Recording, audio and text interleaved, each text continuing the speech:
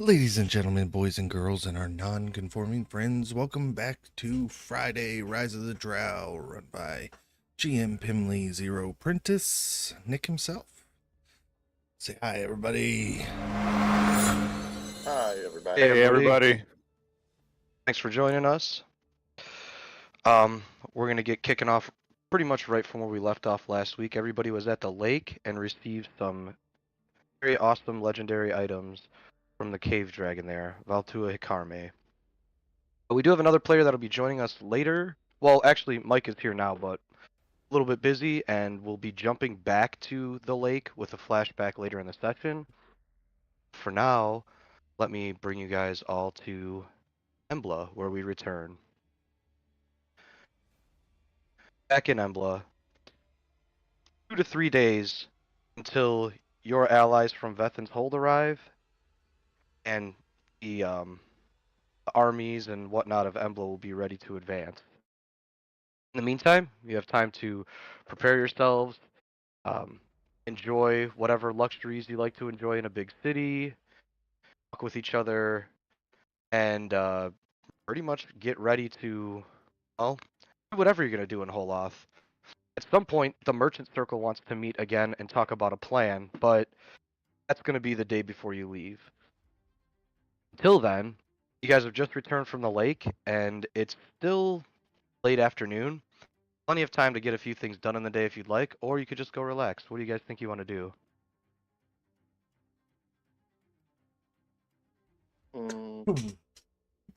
Can we afford to relax, y'all?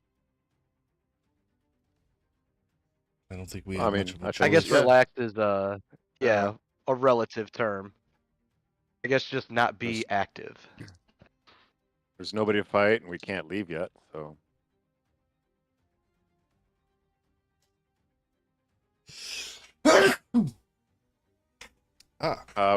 Balrin walks up to Nadri. Goes, hey, Nadri, Okay. let's remember that bar we went to? Let's go find that place again. Yeah. Sure. Looks around to the rest of the party. He's like, I think we got a couple days. Anybody else? I got a dwarven urge to just get blasted. Anybody else want to join us? I am so game. All right. Fuck it, it might be our last one, yeah. All right. Good. I'm not dying sober.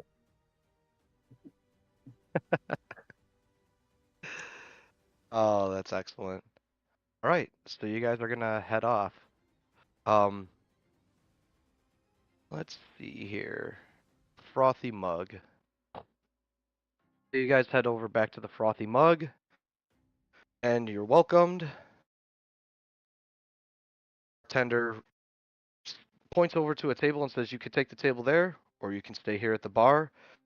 This is maybe half full. It's not super full because there's a lot of people making preparations for a lot of things, but there's still plenty of people here grabbing a drink, maybe a bite to eat.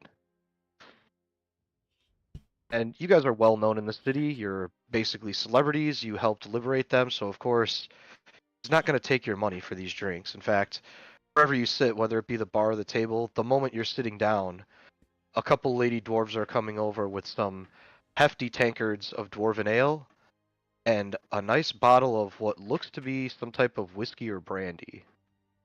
Set out glasses, and they encourage you to enjoy yourselves. Balrin walks over to the table and sits down. He picks up the first beer and starts chugging pretty quick. And he tries to get the waitresses that are walking away. He's like, just gonna want to keep these coming all night. At any point, the owner gets to the point where if at any point he gets to the point where he doesn't want to give it to us for free anymore, just let us know and we'll start paying. But just keep it coming. And he turns to the rest of the party and he's like, so, like, I mean, I don't want to say that we're like the heroes of this city or anything, but was anybody else surprised that there aren't any statues up of us? Hey, there's a song about Eflin. That's all I know. There is? There is. I heard that one crazy lady with the cats in the corner selling it. How does that one go, Ethlyn? Well, I don't know Dwarvish, but it sounded randy.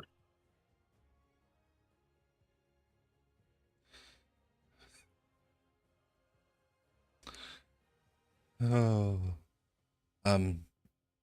Balrin, I have one of these mushrooms left, and I stuck one of these in your drink a long time ago. If you eat this, though, the alcohol will have like double the power. Is it gonna turn me into a platypus? No, this is that alcohol potency mushroom that I Okay. had like Okay. way a long time ago that I slipped into your drink.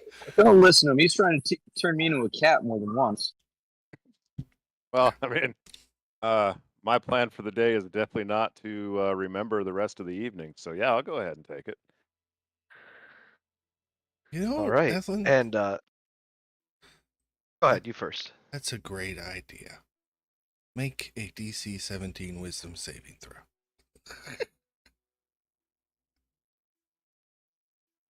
You're upset you're gonna say I hate you. Frankie, while he's making the throw, do you mind pulling up the map screen? There's nothing on the map right now. Okay. But yeah, I can. It's just a picture of No, don't Embla. pull it up now. Okay, Okay. don't pull it up. Don't worry about it now. Just pull it up if we get into combat or something. Nick, I lost. I rolled a 10. Okay. So whatever he, polymorphs you into. I mean, I know there's restrictions on the spell, but this has nothing to do with combat or anything. Oh no, so feel free to I'm just play with turning him it. into like a bald Persian cat. Okay. You're such a dick. The good news is that one tankard of ale will last you all night now. He's still You're pretty wearing his small monk now. robes as a cat too. Yeah. The bartender puts it in a saucer so I can lap it up. Nedry, how come he still doesn't have hair? I thought that quite on brand. Yeah, but Because wouldn't that... polymorph doesn't fix everything, right? Still got that alopecia. I'm gonna start splitting the brandy with Ildane. Why did I say Ildane? Irden. That's what No, happens when don't you worry, play like- too many games with people. I know. Plus, like, Yeah, Ursa all my like characters pours start a with couple I. fingers of brandy for Irden and then just takes the bottle like glug glug glug glug glug. Absolutely. And yeah, it is. It's a nice smooth brandy, but definitely not too much alcohol in it. You're probably gonna have to drink a few of these to really feel it. Probably just motion the bartender over and just be like, a bottle for her and a bottle for me, and then we'll just drink out of our own bottles. In a matter of I'll minutes, whisper to one the of the, table go goes ahead. from 6 tankards and 6 glasses to a large amassment of some full, some half full, some empty tankards. Glasses are still there, but they're discarded as now everybody has their own bottle of brandy in front of them. Balrin, can I borrow 20 gold? This is where it starts, Yeah. but I'm just gonna give why did I say borrow to my boyfriend? Balrin, can I have 20 gold? Yeah, absolutely. I'm just gonna Give her give 20 each gold. of the 2 waitresses 10 each for the night because we're gonna get rowdy. Right, they are more than pleased with that, and they quickly slip them into the pouches in the front of their aprons as they continue bringing out rolls, stew, shanks of meat, roasted mushrooms, other Underdark delicacies like snails and things like that. All cooked with various herbs and spices of the Underdark, all cooked to perfection. For Balrin, and Irden probably too, it's a taste of home. For everybody else, it's an exotic meal not soon to be forgotten. I'm spending the night asking Balrin and Irden what's in everything we're eating, but not listening to them when they explain it because I'm stuffing my face. After about 30 minutes, Nadri forgets polymorph is a concentration spell, and he casts fly on himself through his loot. And so Ethlyn just appears in the middle of the table as Nadri begins flying and playing his lute. Licking the saucer. Yep. Ethlyn looks up at Nedry and mutters, "I'm gonna kill that guy," and then starts to eat. Yeah, from transforming to cat size to back to human size, you feel notably less drunk and realize you've got some catching up to do. I'm awful drunk. Even with Passing the bottle of advantage, I brandy. rolled a 12 on performance. I rolled And two what are you doing? fives. Playing us a song? Yep. Nadri's just flying. He's sitting cross-legged. He's like kind of mocking Ethlyn as he sits there in place. And he's singing a song about Ethlyn, but it's mostly about how bald he is. And I'm flying just up out of reach. The problem is you're a little bit sauced and you're not paying attention, so as you're strumming these chords, you just got the grip all wrong, and Yep. the important part is pissing off Ethlyn not doing well, so you're not doing too well. But it seems like you're definitely annoying Ethlyn a little bit. And then I say, I miss Kendricks. Wow. Final stab in the back. Wow. As he's playing, Balrin stands up, walks around the table to Ursa, and is like, "Come on, we're gonna dance." Oh man. Oh, I gotta. We we get an wanna see some acrobatics performance check from rolls. Balrin, DC 12. What are we looking? What are you doing? Balrin, acrobatics DC 12. As you get up, at first everything's fine, but as you start walking towards Ursa, you realize that mushroom that Nadri gave you must have severely impacted your sobriety.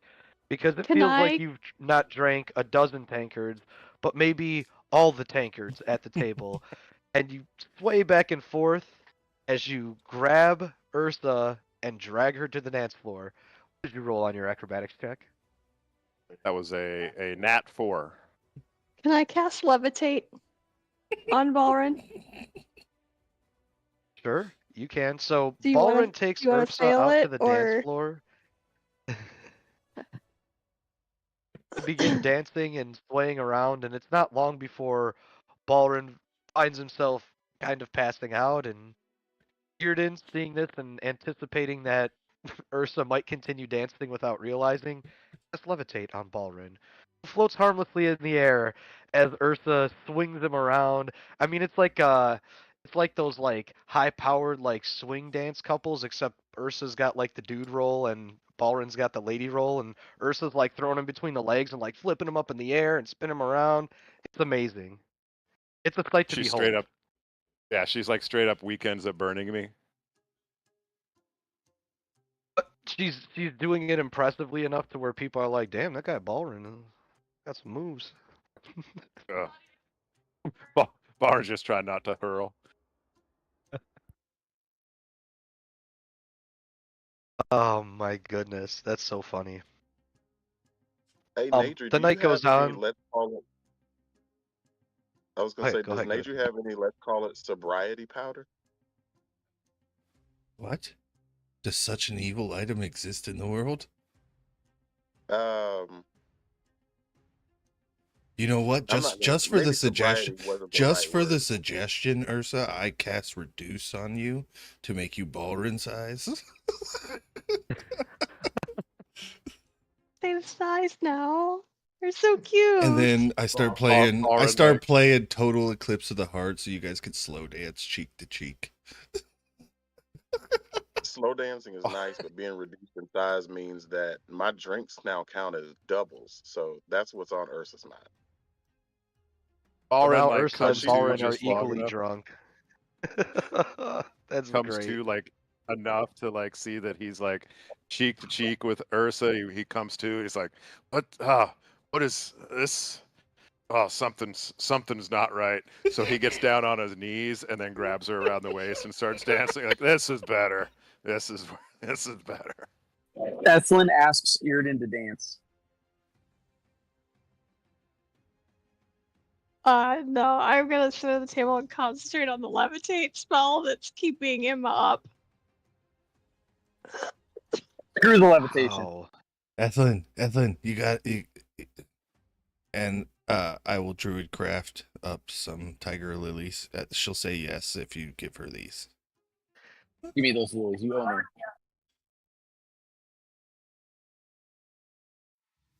Ursa's laughing because this is Man. like the third time he's tried this with the flowers.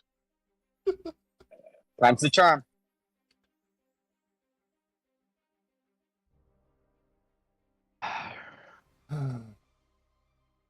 Still a no from Earden?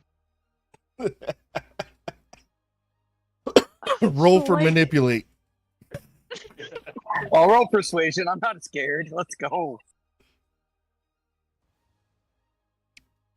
What would we do the DC on that? You would have to roll insight. You would have to roll it opposed. Insight. Yeah, you roll insight Alright. and he rolls perception. Ooh, good. I got 8, so that's 15. All right, here goes nothing. So what do I have to roll? Right. Persuasion. Okay, here.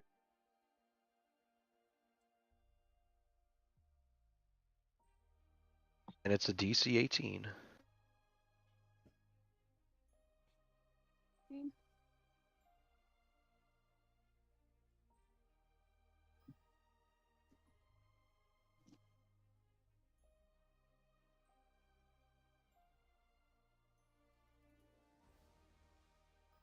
Mike, you there?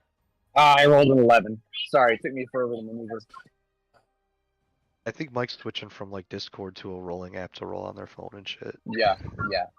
I rolled an I like 11. to figured think that so. you're actually, yeah. I like to think that you're actually sitting in a really nice restaurant right now, but like every 3 minutes you start talking to nobody and then pull a D20 out of your pocket and roll it in the bread tray.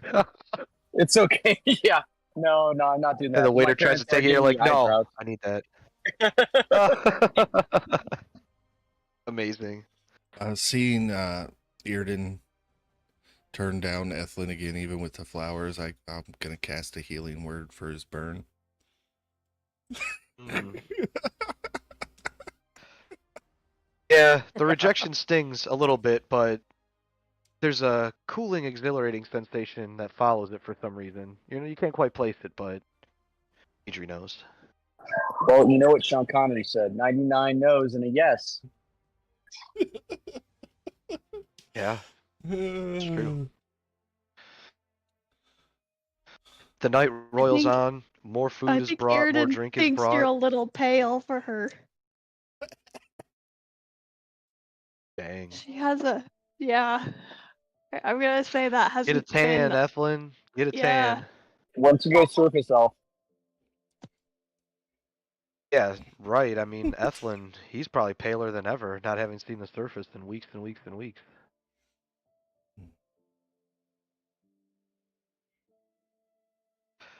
I'm trying to And look at as how the night else. goes on, Go ahead. sorry, go ahead, Frankie. I was just saying Oh, that's I'm just it. trying Just as the night I'm goes just on, you guys trying are to just look having for more fun. spell slots to waste. Oh, foolish. At some point, Balrin comes to again, and now he's dancing with Nadri somehow. He doesn't remember switching.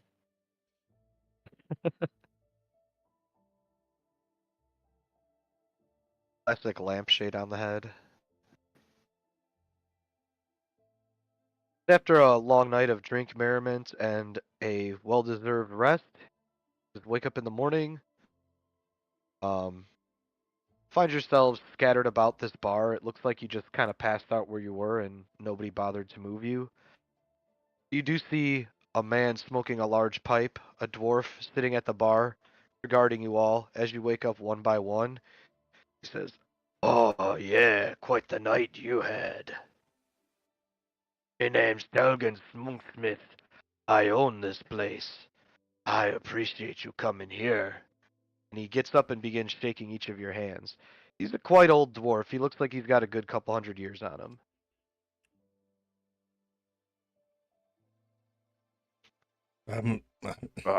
Thank you for allowing us to use your establishment. I don't remember much of the night. I hope we did not break too much.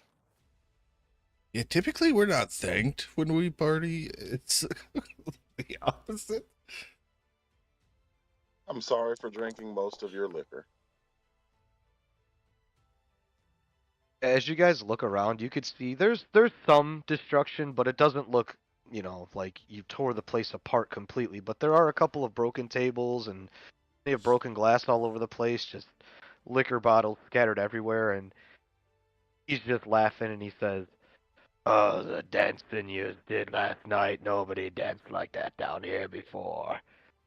Party we had last night, boys, they're never gonna stop talking about this one for years to come. This is gonna be the most famous bar in the Underdark. And it's thanks to you, folks."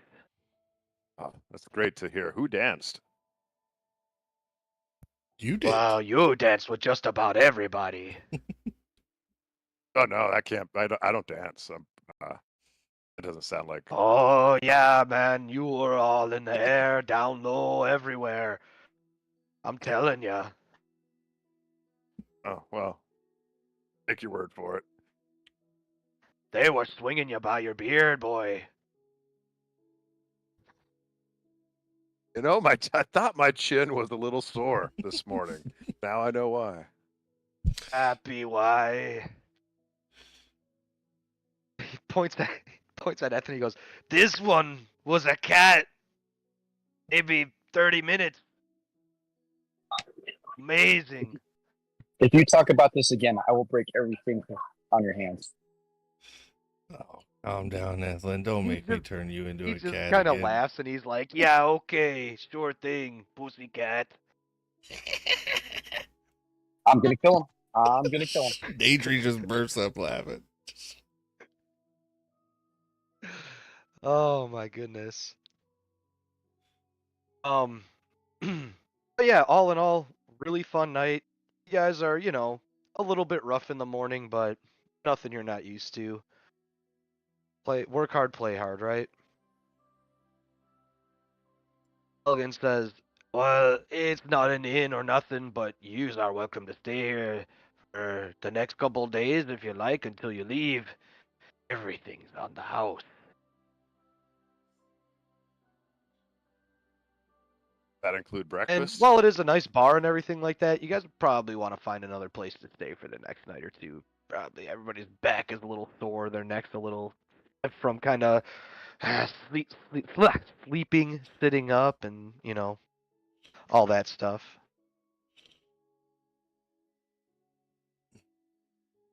All right, so after the first night, you guys are welcomed to go to the local spa and asked to enjoy their amenities for a day. Would you all like to do that? Absolutely.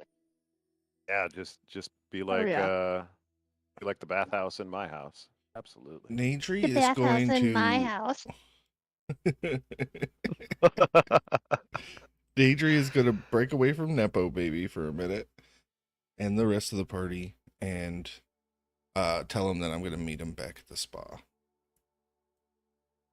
Okay. So the rest of you are welcome to a place called the Clasping Hands Inn, and it is an inn and resort where you guys are given facials, rubs, back rubs. If there's any type of grooming that you want taken care of, they're willing to do it. Paint your nails, sure. Apply war paint, whatever you like. It's a place where you go to recharge and refresh. And as you all are being welcomed in and wrapped in comfort, what was it that Nadri wanted to do? Nadri would like to find an artisan and commission a fountain with statues of all of us in the center. And Nadri's going to tell him, of course, my statue needs to be bigger than the rest of the parties and like front and center, but the rest of the party there too. The dwarf is scratching his beard. He goes, "Are you bigger than the rest of them?" I cast enlarge on myself. I only I seen am you now. at a distance. And he's looking up and he goes, "I reckon you are." All right then. How much is he charging me? By the way, this guy's name is Oswald Height. Well, he goes, "Well, seeing as how you did kind to save us from the Drow and everything. I wouldn't feel right charging you a ton of money on this. So you said you want a fountain, the likeness of all of you, I'm guessing including Candrix? Yes. I will like minor illusion what I like the specs. Mhm. Yeah. Minor illusion of fucking pseudo dragon. Like, yeah, that's Candrix. No, he's a dwarf-sized dragonborn with really scrawny arms. You got to get the scrawniness of the arms right. You better hope he never sees this statue. It's gonna be like that Cristiano Ronaldo statue that was revealed that one time. Oh my! So, Oh yes. the guy, his name, like I said, his name's Oswald Height. He goes, well, I probably could do this for, say, like 12,000 gold pieces. Yep, Nadri's spending the party's gold. And he is absolutely shocked to see Nadri just start plopping down gold pieces like that. And he's like, oh, I'm ready to get to work on this one. Now, you know it's going to take me a few weeks to do this, right? Obviously. So, whenever you get back from Holoth, just come by here and we'll see what I've got done so far. Maybe I'll be finished. Who knows? Everybody's working on war stuff. Nobody's coming to get stonework. Except for you. Yeah.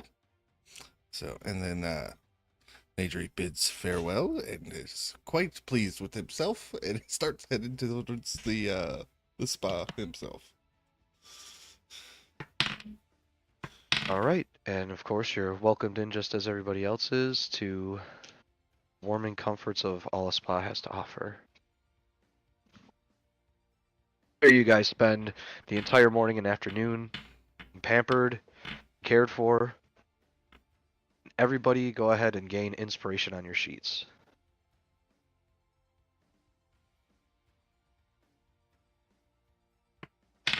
Everybody feels that this was a much, much needed break from the toils of the Underdark. And you're welcomed to have dinner with the mayor. He greets you all at his personal residence, introduces you to his family, and has a wonderful meal with you. And after that, he says, preparations are almost finished. I think tomorrow we meet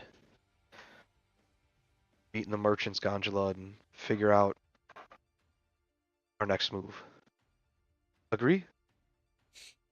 Agreed. Agreed.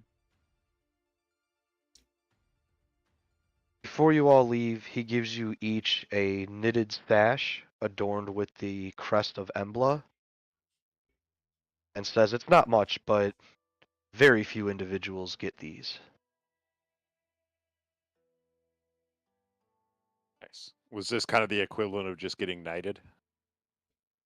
I guess like a key to the city type of thing. Like if anybody sees you wearing this thing around the city, they're gonna treat you like freaking royalty, as if they don't already. But it's just like just like an insignia that's gonna show off your status in Embla.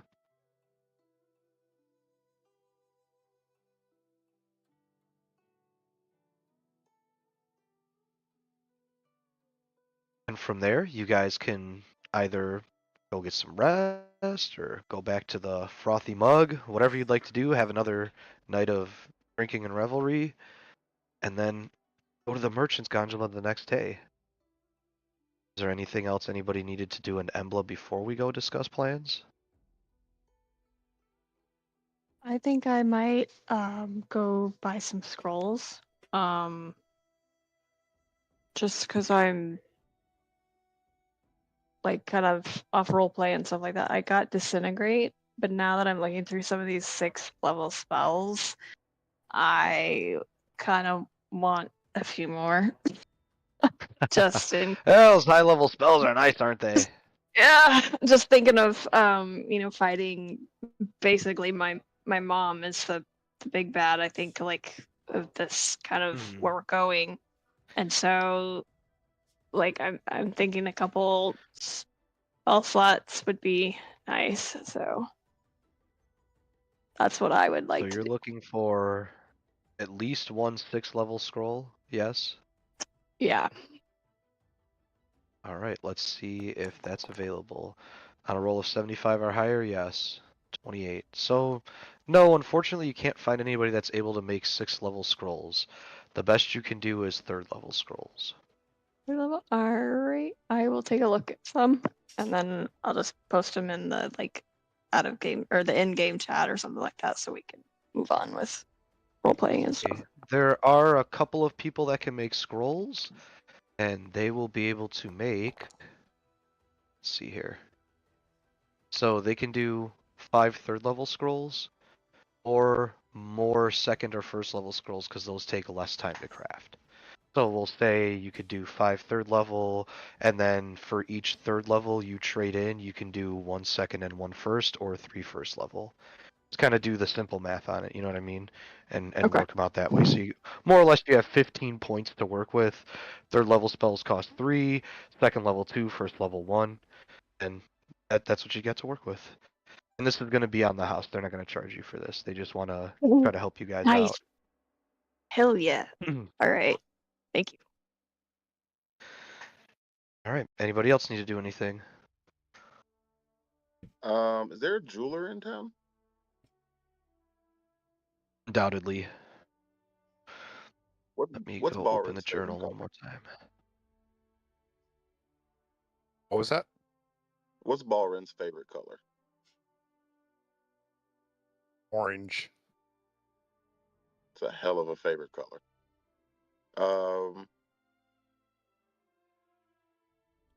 If that's the case, I'd like to get along the lines of what Najer was doing. I'd like to get a couple of rings made, just in case we both survive.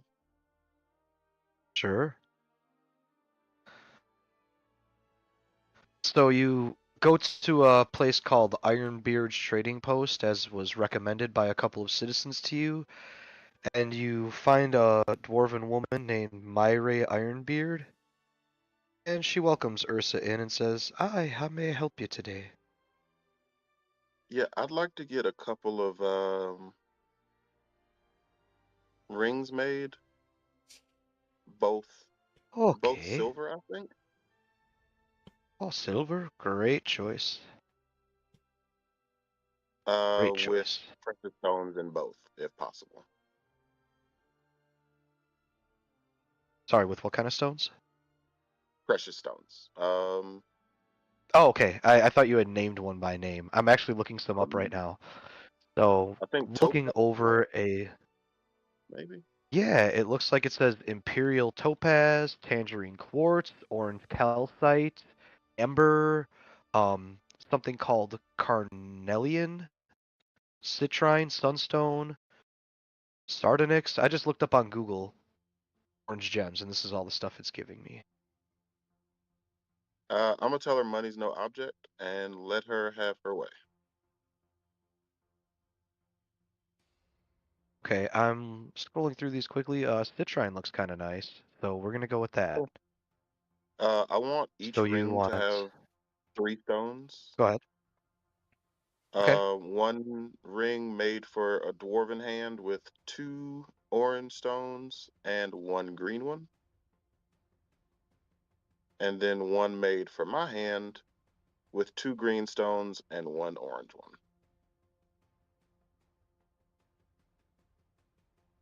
Okay. Do you care what kind of greenstone it is? Ursa's not a rock person, so she does not care. Okay, so the orange stones will be citrine, the green stones will be emerald.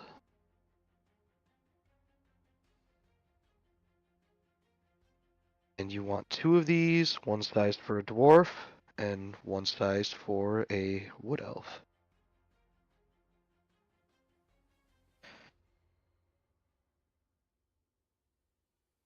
She begins to tally it all up, and she says, "I know ye and your group, so I'm going to give a discount.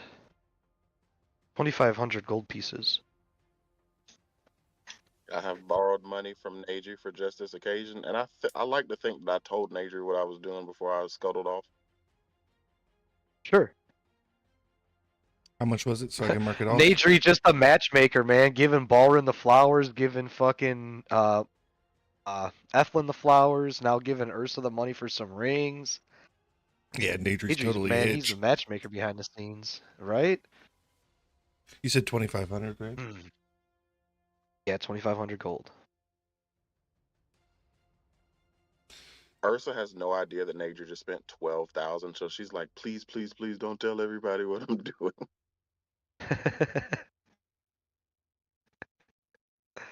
And she asks, what are your names for each ring? Obviously, you tell her Ursa and Balrin. And then she asks if there is like a motif or a symbol that you would want on one ring or the other or both. If I could have a tiny hammer, like etched into each one, like on the inside. Since I'm carrying the gold, I'm like, tiny's not the adjective you want to use with your boyfriend, Ursa. I know you're not new to this, but egos. Well, you tell her that. Yeah, we're just not going to call it tiny. That's all. I'm just telling you to watch your adjectives. That's all. If we can talk more about Balrin's tiny hammer, that'd be great. Shit. She also asks if you have a phrase or anything like that you would want. Because she has an idea to put something on the inner band. If you don't have one, she has an idea for one. Ursa is way out of her element here, so she's willing to take recommendations. Okay, so she thinks that on the one that's going to belong to you, in Dwarven, to remind you of Balrin, it should say real love is forever. And the one that Balrin gets in Elvish should say real love is forever on the inside of the band. On the outside, it will say on Balrin's ring, Ursa in Elven script, and on Ursa's ring, it will say Balrin in Dwarven script. And then on the opposite side will be a hammer. I'm going to look at Nadri So to you've see if got the that's name okay. on one side, the rocks, and then the hammer on the other side with the inscription on the inside of the ring. And I mean, yeah, all told, even not knowing a lot about metalworking, you're thinking, how is somebody going to get all this on a little ring of metal? She says she can do all of this. Sounds good to me. Do you think he'll like it? Yes. I think that you could go pick up a rock outside, give it to Balrin, and it would become the most precious thing in the world to him.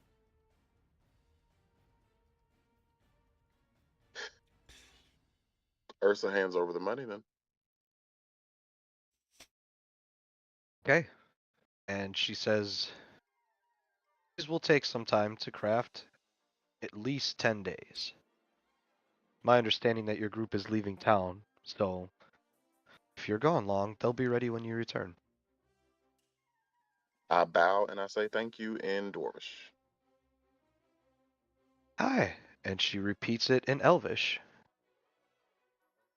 I will let you know that putting names on them kind of hurts the resale value, but hey, this is definitely going to last forever, At least as long as he's alive. Well, the best way to kill your fish is to name them.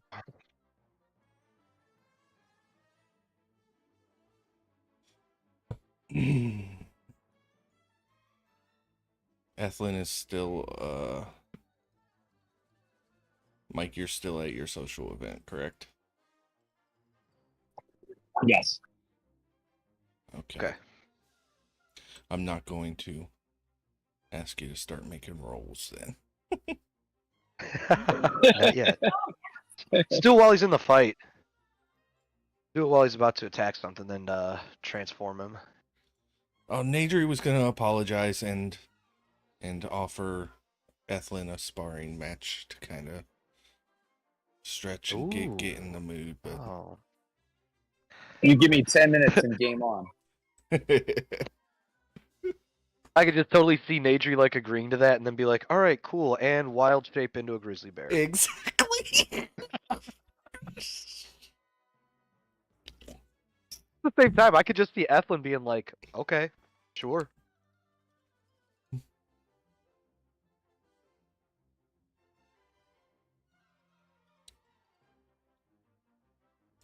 I was gonna immediately pull up the cloak of invisibility and just start slapping him and running, slapping him and running. Yeah, but then what ends up happening is he gains blind sense and becomes like the most badass monk ever. Do you have blind sight? Blind fighting? He might at some point, actually. I wouldn't be surprised if monks just get that, just to, I only have it when I'm a bat right now. Okay, yeah, I didn't. Give me a hot minute. But I got to drive Michael to the soccer game, and then I'll be set up. So like 10 minutes. But okay, I can while talk. You're doing that, we'll start going over the plan then. So the mayor brings you all into the merchant gondola, the big pink one, over to the right on the picture, and begins planning with you guys. This is the exact same room where the ambush took place only, a couple of weeks ago, maybe less than 2 weeks ago, and they begin with a silent prayer, and as everybody lifts their heads, Mayor Stonetooth looks upon the group and says, "So, we feel that a direct assault would be foolhardy. We could end up wasting a lot of troops, and if our sources are correct, it's not easy to get to Holoth. And it's even less easy to get in to Holoth. Apparently, the Drow have taken extreme measures to fortify the city, as you could probably attest," and he gestures towards Irden. He says, I would like to call upon you, Irden, at this time. What can you tell us about the inner workings of Holoth and what we can expect when we get there?" Before that And happens, rather than have you try to... Oh, go ahead. I have PTSD. Go ahead. As soon as we entered this room, I cast Detect Magic. Oh, okay. So, there are definitely, you guys have stuff that's magical glowing all over you. Many of the merchants do as well, but you don't get any invisible outlines or anything like that. Okay. Nothing. Good call. But let me just have you roll a knowledge history with advantage, Alyssa, and your roll will give us an idea of how much useful information you can give here. I'm not going to have you sit and try to make a bunch of stuff up or anything like that, Even though I'm sure you do an awesome job. What do you remember? Bardic Inspiration. Got a 23. Okay. If a bardic will add to to it, then we're good. But if not, I mean, I was kind of save just it. going with a 10, 15, 20. The better you do, the better information they get. And you blew past the 20, so I think I'm going to give you as much as possible here. So, Irden begins going into detail about the inner workings of Holoth and some of the strange architectures and how, here in Embla, many of the homes aren't built stone by stone. They're actually carved out of the side of the stone itself. And she's saying, in Holoth, there's a lot of places that are they're almost like H.R. Geiger-esque, where they're like, yeah, they're structures, but they almost seem to have grown or been placed there, or maybe they were part of a larger creature at some point. Like, she even points out that the entrance to Tolgrith Tower is a gigantic hollowed out spider carcass. As she goes into detail about that, she starts to say, and then there are the traps, and talks about the immense amount of traps and difficulty that Drow go through to protect their areas, and some of the places she says you don't even walk in the front door type of thing. Like, they just use that as a trap for other people, even against each other. And as cunning as the Drow are, they get to this point where they're so petty and so against one another that even entering a Holoth, just walking around as traveler, citizen, whatever, is very dangerous. It's not an easy place to live at all. Many pitfalls, many people taking advantage of other people, and then there's the whole slave issue. They will slave anybody, even other Drow, as evidenced by the way they treat the male Drow in the city. Um, unwavering devotion is another problem with Drow. They tend to have high morale when it comes to sticking together and sticking to the plan. It's only in the most dire situations that they will then splinter off and go for their own. But in this instance, Mirrodin assures them that they will be unified on this, either by choice or by punishment of torture and death.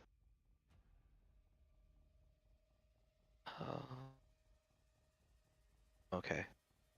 Gotcha.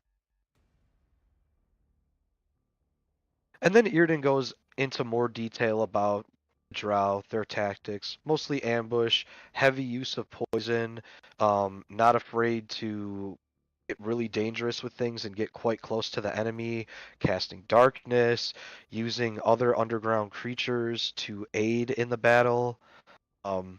Overall, trying to do everything they can to get every advantage that they can all the time. Maybe not the most masterful tacticians, but what they lack in intelligence, they make up for in being absolutely chaotic. And everybody looks at Irden, casting Chaos Bolt and the like. But that is how they defeat their enemies through utter disregard and malice, extreme malice. Irden, besides your mother, who would you say is the second most dangerous Drow in the city right now? I reference the journal quickly. Because they would, if anything, it would be the matron mother of the second house that's in line. Just because any weakness, the second house will go for it. No, directly Or tied to your mother. Like who can we Then it expect would- to be standing in our path? I think Nick said way back when either one of my aunts is like an oracle, or her herself is. So probably like scrying or divination type stuff. Because I had an idea of once we get to the outskirts of town, sending in an invisible stalker. After, obviously, if it's gonna fail right away if we send it directly after your mother, but if we could take one of the more powerful Drow, or at least injure them prior to us being there. Irden tells you that as far as that situation goes, it would be Maythorn, one of her sisters. Maythorn is closest to Maelora. It is believed that she has a direct link to Naraneus, otherwise known as Lolth. Kind of the same deity we're dealing with here. But yeah, it's believed that she has a direct link to the spider god themselves. And also, one of the issues that Maelora has is she has a shadow with her at all times named Mole. And many of Maelora's second hands have fallen victim to Mole because it's a shadow. And, shadows do as they do. But it seems like for whatever reason, Maythorn is not bothered by Mole, and Mole has not tried to, at least that anybody knows, kill her. Well, Okay, we have the so... means. Oh, go ahead, Mike. We have the means to insert ourselves stealthily. I mean, we've got between shape-shifting and stealth, we could insert a couple people and chop the head off the snake at the very highest level of their community. Well, I've got the seeming scroll still, so we can turn all of us into Drow, and get in.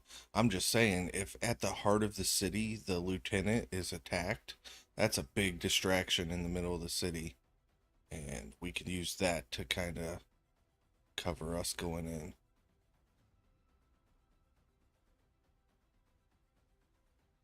I don't think they'd be separate from each other.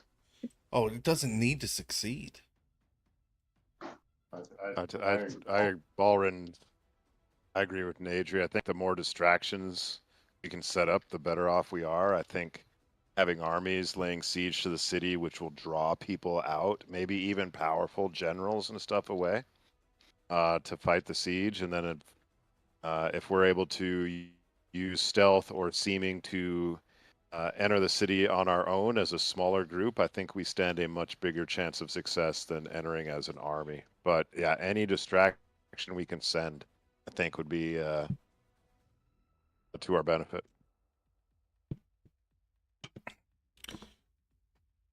A lot of nodding from the council members present.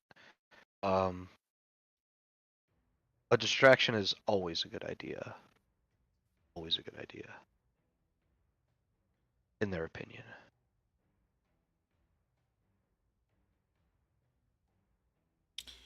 Does anybody have any idea what the goal of this ritual is? Are we summoning a creature? What is it again? I think it's basically turning the matron mother into a god, right? Like she's becoming basically a god. She's That is acquiring what is rumored. Yeah, she's acquiring souls to help her ascend to some other, level, essentially. And the spider goddess is allowing this? Huh.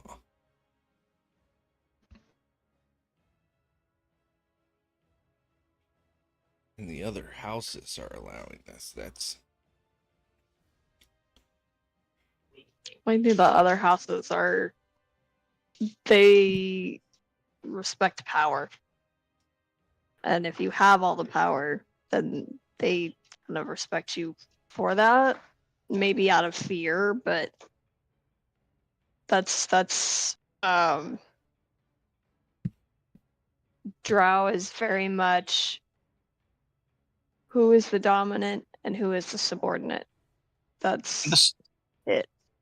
And the spider goddess feeds on chaos. Like anything that will create disharmony or change, alter the balance of power, she's all in. She knows at the end of the day that she has the power at the end of the stick. But if one of her followers wants to deign to get to her level and try, he eats that up. I think that's honestly why we wouldn't have any resistance from the spider goddess, because she would see it as a test. Like, okay, I'm gonna let these guys come in and try to kill you, and if they're successful, then it doesn't do me any harm. And if they are successful, then you proved yourself. Welcome to the next level. Like Neonaris can't lose kind of thing. Mayor Stonetooth says this the troubling thought, but one that seems to ring true in my mind.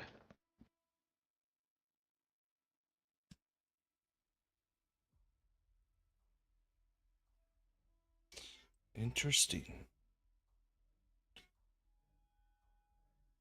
He says, it's my understanding that you've got some help coming from Vethin's Hold. We hired Tell us about these folks. The Swift Blades, they call themselves. Yeah, and this is just for you guys too, but what you're able to tell them is essentially it's a collection of 61 mercenaries, mostly fighter and rogue types, a couple of them with maybe one or two magical abilities. There's no, pure wizards or anything like that among them, but they're a group that started off as a loose collection of thieves, kind of like a thieves guild, and they grew together, and a guy named Berenger Swift forged a contract and got a bunch of them to buy in on it. And originally there was more than 61 of them, but some have died, some have retired. They've never welcomed anybody new in. In fact, you guys go into the lore section. Oh, maybe I did not post this. I thought I did. Nope, it's in characters. There's the picture of Berenger Swift. I stole him from another game, so I was like, oh, I'll just use the same picture. Look at that.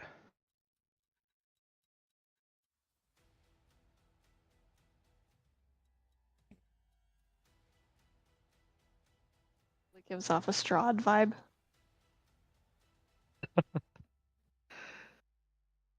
And then we'll also have go ahead, sorry. Was just about to address that. was just about to turn to Balrin and say, and with the reinforcements from Stoneholm, I think we can provide more than enough distraction.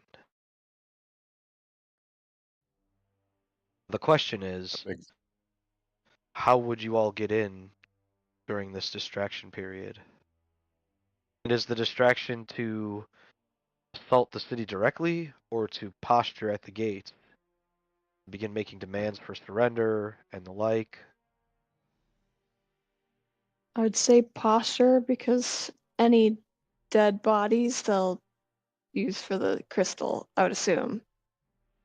Well, that's another reason that I think we need to, instead of sending armies in, Siege. have the people come out of Holoth to beat or try to attack the sieging army. So that anybody that dies is outside the city, so those souls don't get to be used. And for us specifically, I think we need to get inside the city and go up. We can't kill everybody, just the 6 of us, 7 of us, 6 of us. We can, if we can get up to the palace, I think we can kill the main people. All right, so we have the army stage out of sight. We use seeming. Run to the city screaming an army is coming. They allow us in. The army moves, begins their siege. I will ring send, if we have. Yeah, and then I will send the stalker. Give it the target of your aunt. And then we have a distraction at the gates, and we have a distraction at the heart of the palace. And I think that will lessen our resistance on our way there. And, you know, I drug all the wine. Sounds good to me. Yeah, I think it's the best plan we got. In fact, if there's anybody else that can has any ideas for some distractions, the more we can throw out there, the better off we'll be. Just taking a few. Do we have any explosives? Not that I'm aware of. Nah, I don't. Although so. Irden did just pick up a fireball scroll. And she's got that sunburst spell or whatever it was again that I gave her, but that's a really hard one to cast. Plus, I'm using Dawn on my mom, so the shadow goes away. Also disintegrate.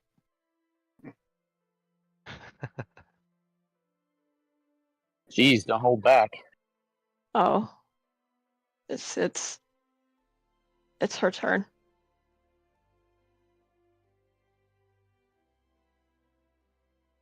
What's the plan for after?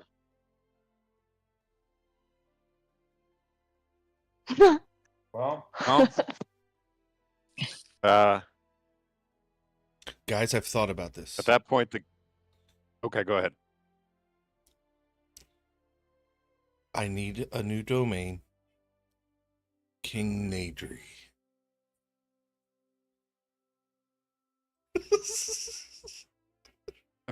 Balrin goes up to Pat's Marshall. Is like, Nadri, that's a fantastic idea. I don't think the Drow are gonna go for it. Yeah, Irden's just looking at him like he's joking. Yeah. No. What? Yeah. The Drow are gonna... No. Yeah, he's Anybody joking. who He's opposes joking. me, I crush him under my boot. It's... You know nothing of leadership, Balrin. You gotta get rid of Nereus before you do that, though. Okay.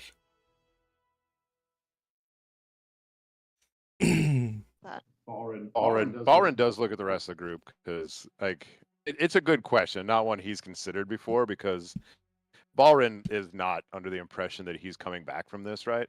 So he's like, as soon as we kill the leadership, the rest of, I mean, the gig's kind of up, right? Our stealth is gone. They know we're there. And whoever wants to take power next is going to try to take it. Maybe the best choice, maybe our only option is try to negotiate with the second house at that point. to allow them to seamlessly take power instead of having to fight us for it. But at the same time, at that point, we're just replacing one evil with another evil, and that's not something I think I could stand for. I'm not going to change 1,000 years of misbehavior and terrible racial violence in a couple months by just offing one house. This is going to continue, but we need to take this weapon from them. They need to lose this ability to endanger the surface. Ursa has a problem with replacing slaver number 1 with slaver number 2. So the circle chair speaks up and says, "We did have a peaceful rapport with Holoth for many years before this last, shall we say, these indignities with Maelora. Not to bat an eye at the way they live their lives and what they do, but the Drow also hold a place in the Underdark. I mean, who knows what horrors lie beyond Holoth? Maybe they're protecting us in a way. Not that they would choose to, but you understand what I'm saying. They live on the fringes, and where Holoth is located is extremely dangerous." We need to safeguard the surface. That's what I'm concerned with. They can war and fight in this area, but I don't want it to spill over.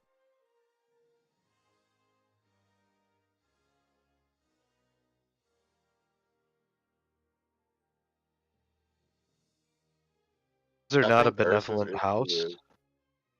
Sorry, go ahead, Cookie, first. That's what you think.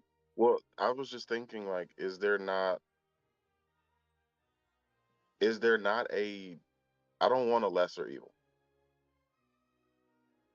I want a not evil in charge. I understand that they might be the watchers of the fringe or whatever, but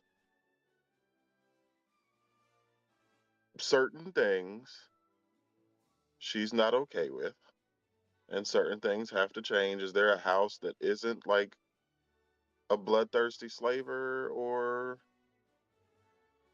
if not, we're gonna have to set up some kind of, I don't. Heavy is the head that wears the crown. I understand that you guys are, but I will be a benevolent ruler with my court jester Ethlin. I mean, Nedry. So, Yrden's gonna kind of step up, and she's like, "Look, I am one of the few that, at least in my culture, that isn't comfortable with slavery. However, we're not the only culture that practices it in the Underdark, and I'm pretty sure there's above the surface. I've heard of, capturing prisoners of war and making them, part of your retinue or whatever. So I'm saying, like, Drow isn't the only race that is awful. And I know, like, you guys are one evil for the other. Unless you give them another option, or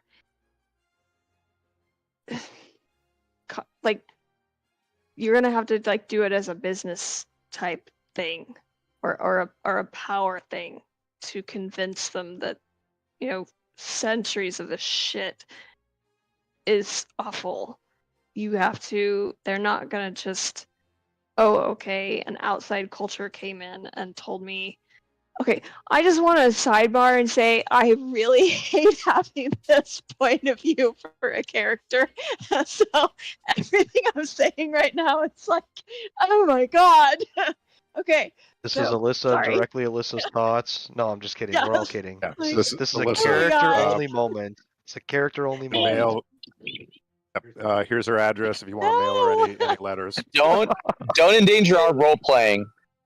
I am okay. So Alyssa, tell us more about how you like slavery. no, so basically Irden's point is like one, we're not the only ones that do this shit. And it's just about starting a catalyst to prove that this isn't the way that life should be. But the problem is you have a goddess that thrives and enjoys chaos and subjugation of others. So to remove the evil of slavery, you honestly got to get rid of the goddess that Well, likes this stuff. the divine's powers lie with their worshippers. Could they be swayed to follow another? Are there other options for them? I would think so. I'm actually so Irden's gonna go off on herself and kind of pray to LS3 for guidance.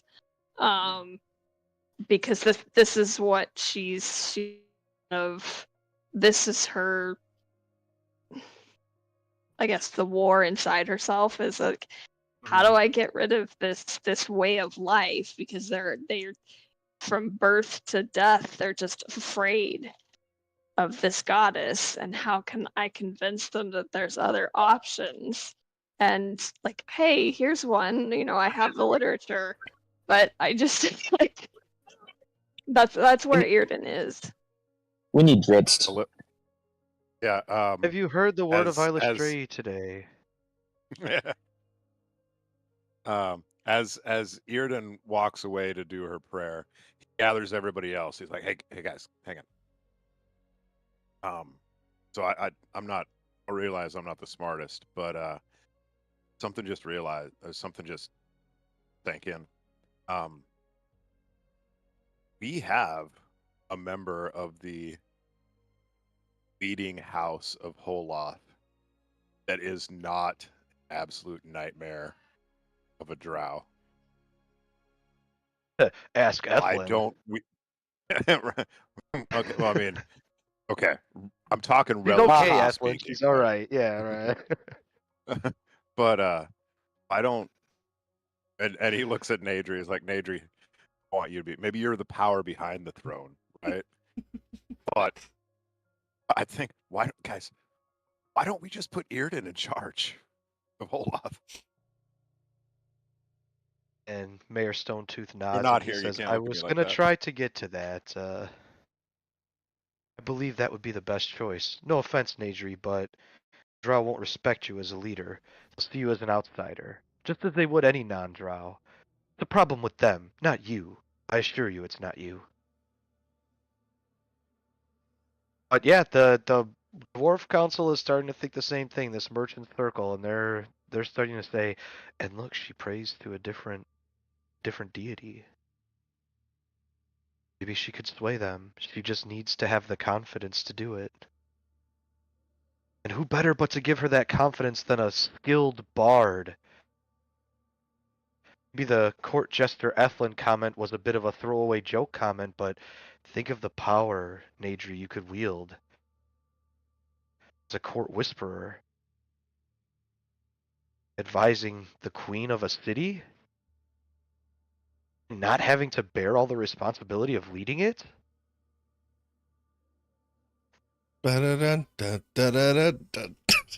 Sorry. That's Game of Thrones, in case you didn't recognize.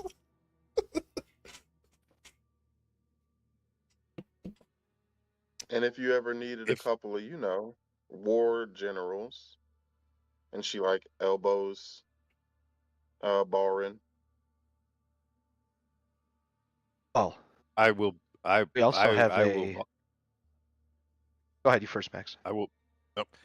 I will be. I will happily be your executioner. Oh, actually, Irden's not here yet. She has no idea we're even having this conversation. I would happily be the executioner. So, this brings up another good point. Mayor Stonetooth looks to Balrin and says, we have a ranking member of House Gullian and a ranking member of the Merryweather clan.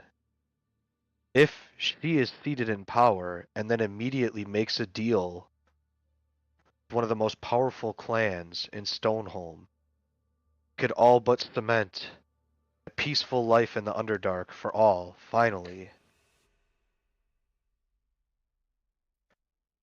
Now, Balrin knows in his head if he were to make an agreement in the name of Stoneholm, they would probably be like super pissed with him because they're quite xenophobic and things. They're not as evil as the Drow per se, but they're not an open city like Embla is. And the mayor probably knows this too, but he's not mentioning it. But the only reason I'm pointing it out to you, Max, is because there's no way Balrin wouldn't realize this. It'd be like, yeah, it seems like a good idea, but he knows that it would piss a lot of people off. But doesn't mean you can or can't do it. Just information you should know. Yeah, I mean that's a great idea. I'd have to ask my mom, but I think yeah, that's we could do that. Yeah, like yeah. I mean, we could also have a representative from Embla. These are the 3 largest cities nearby. Triple agreement between the 3 largest cities in the nearby Underdark. I feel like this is going from a situation that seems so dire to one that could be hopeful on the back of a lot of ifs. I also think if we get through this, big ifs here, I could possibly bring in a few representatives of Clan Warflower to help maintain the fringes of the Underdark. We're not very well known down here, I understand, but we are a fighting clan. And I think that we could help with your non-sentient Underdark issue. We could maintain some of the control at the fringes. This is Okay, coalescing like into a meeting for the ages, folks. Who wants to be the one to tell Earden this plan? I'll do it. See all the dwarves kind of lower themselves a little bit, like, yeah, Ursa, there we go. Are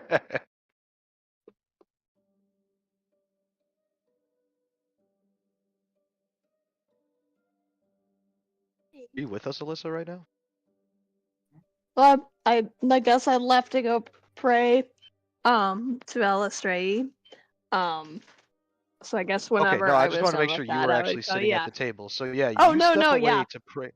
Okay, cool. So you step away. Earden steps away to pray Alistrae, and as she begins to pray and open herself up, Alistrae speaks to her in her mind and says that the answers are within you.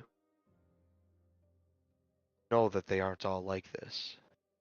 Know that the pressures and influence of society built on the extremes of negativity and hatred drives many of them to this. Many of them have warped minds that could potentially be ended with the right influence and guidance. It just needs to be the right person in the right place at the right time. Turn them to me and let me finish the work that you begin, Earden.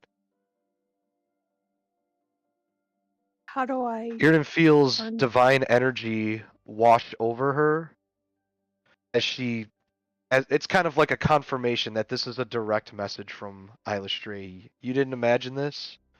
This happened. But as you open your eyes and look around the room, you see the rest of the room chatting excitedly, and though you can't hear what they're saying, they seem to be looking over in your direction, making you wonder, are you glowing, or did something happen? Hatred No, it Mother seems that Erden, how you doing? it seems that Earden experienced this all within her own mind. Wait, what Okay, did and then you I'll let you say? take over, Alyssa. Yeah. What did you say, Guys, I'm Nedry? still here. I'm just standing up to go start a pot of coffee, but I'm still here. And we'll do a break in like 15 minutes, if that sounds good.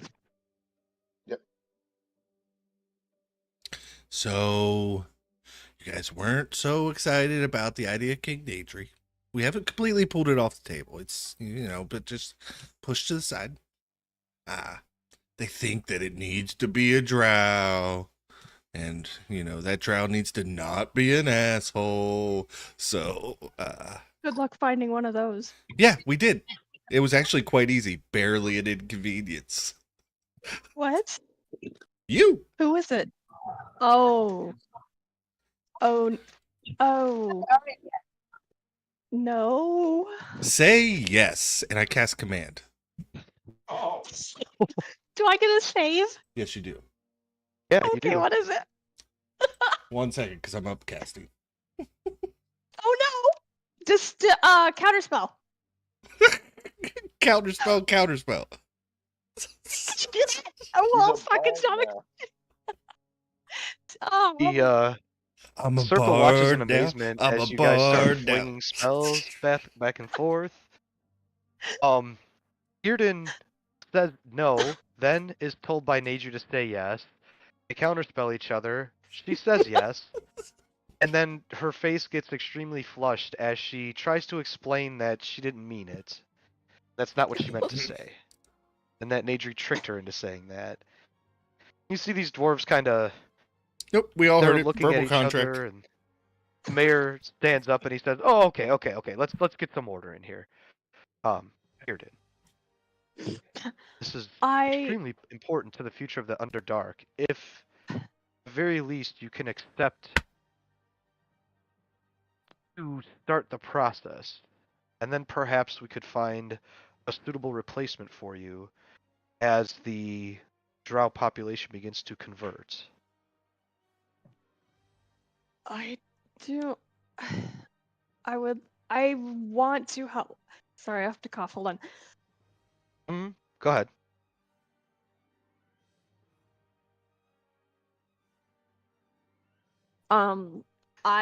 I want to help.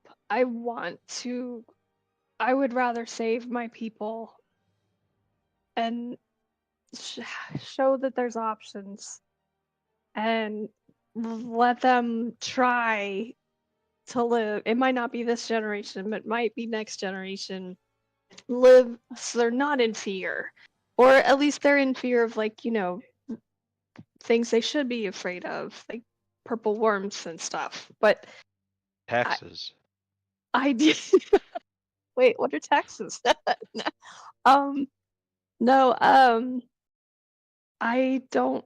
I'm in my 40s. I'm like a baby. So? I don't have the leadership skills. I can't keep control of you guys. How do you expect me to control, people older than me? And She's got a point there. Well, the perfect person for the job and role of leadership is the one who does not want it. I hate to be the one to break this on you, but that's kind of like known throughout history. Yeah. Balrin walks up and puts a hand on her shoulder and goes, "If you have a better idea Besides, on how to I'll be end there. this threat without killing everybody in the city, we would love to hear it." I will. Besides, nature will be there. Yeah, that's actually giving me a little comfort and discomfort at the same time. Just everybody's gonna be on LSD. Hey, actually, that might help. As long as it's not root, it's good. But no, I will accept it just so we can get the plan going. But I will come up with a better plan by then. Maybe. If it helps, I'll also be there. A lot of head nodding, will- beard stroking, mumbles of yes and very good and things like that. So it seems like everybody's mostly in agreement on the plan, at least the loose plan that we have now. And the mayor rises and says, well, with that, I believe we have enough of a plan in place to continue going forward. And he pulls out a pair of sending stones, and he places one on the table, and he holds one out towards your group. Somebody please take this. Nadri. Or Nadria. Sure. What is it? Hands it to Nadri. A sending stone. Wow.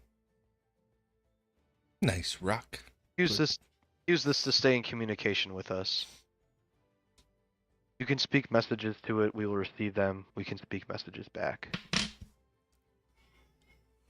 Wow. And you just hear like a gravelly wow come out of the other rock. As a, yes, of course they work. Now come on. You're gonna regret this. Don't forget to turn it off after the message. I want to hear every complaint that you have on the journey. Every fart you rip. Because it's in your back pocket, Nadri. I see where you put it. Oh, Doug. Oh, Oh maybe. no! What?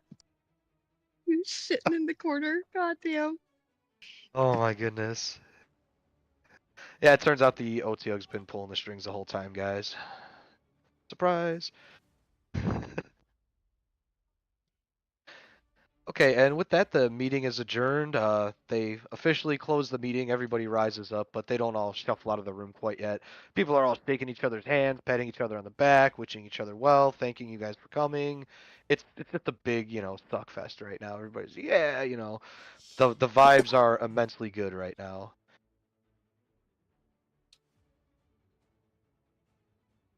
It leaves you guys with one more night in Embla before you hit the road.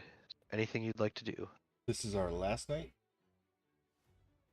Last night in Embla. Tomorrow, the Swiftblades will arrive, and you guys will be on your way. Okay, 1 second. Let me find it. While he's looking for that, hey Nick, do you mind reminding me the portfolio for O'Neill? Because I want to hit a temple, but I'm trying to figure out whether I'm going to be praying to O'Neill or to Tyr. Or to both. Yep. Actually, you know what? I think I put a link for this. Over your bases.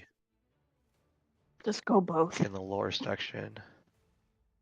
Never mind, that's an 8-hour spell, so I'll cast that once. So if you go to the lore tab and it's pinned in there, I'll still repost it for you, but just for the future if you ever want to look this up again. And let's see here. O'Neill. Scroll. They're towards the middle, so I gotta get down there. There's now Arneas.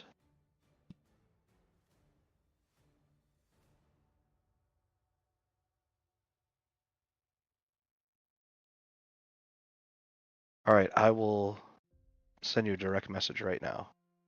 Is there anybody else you want some lore on?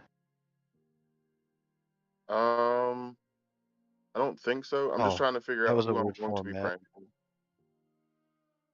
Alright, it's sent it over in some like weird format. I'm gonna see if I can get rid of that.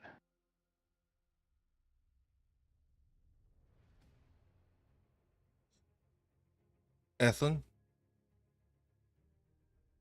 Yes. I've got something for you. Oh, great. If it's another mushroom. No, I reach into my pouch and I've got this cloak now. So I had 2 potions of invisibility on me. I give them to you. Ooh. Thanks, Nedry. This almost makes up for the cat. I don't know why it did this, Cook, but it made it a like a download thing. But if you just download that thing, it's got all the information on O'Neill on it. Yeah, that's fine. And then Ethlyn, I also have this, and he reaches into his bag and then comes out with a middle finger. Hey, don't point your shower toy at me. Oh, sorry.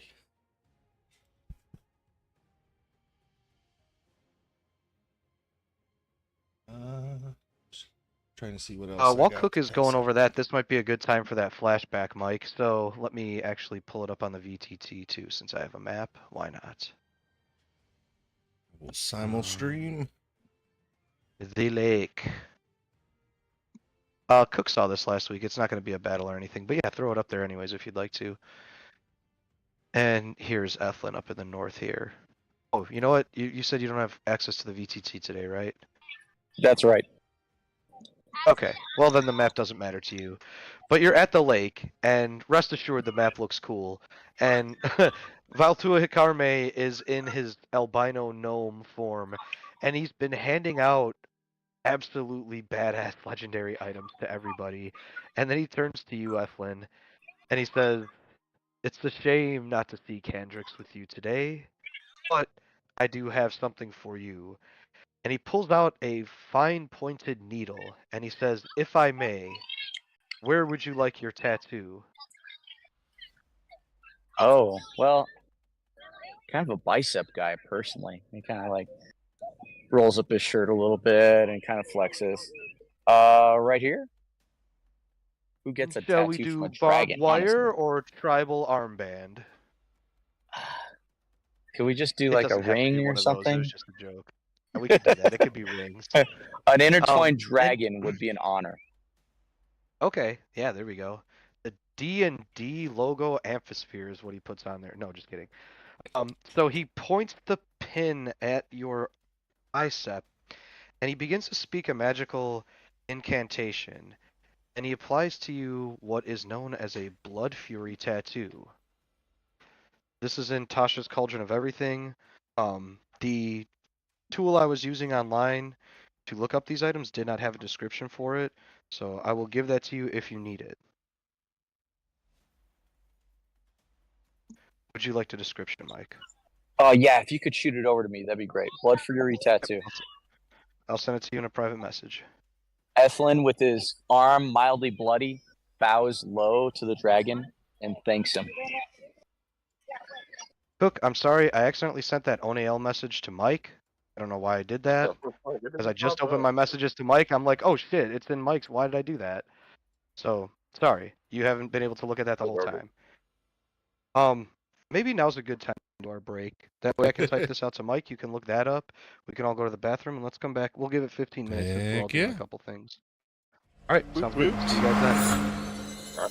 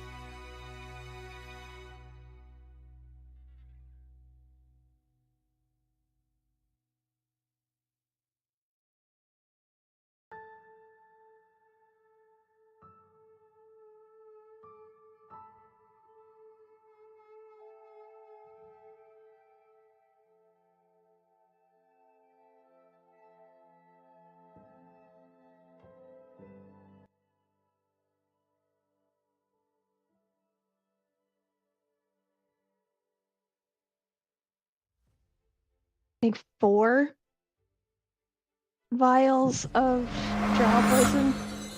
Can I coat so many like crossbow bolts per vial? The way Just I to like have to do those it is on I just hand? say 3 per vial. You know, a vial gets you 3 coatings of it. All right. So if you've got, obviously 4 vials, then you could get 12 bolts. All right. Sweet. Thank you. Can I put LSD on a bolt?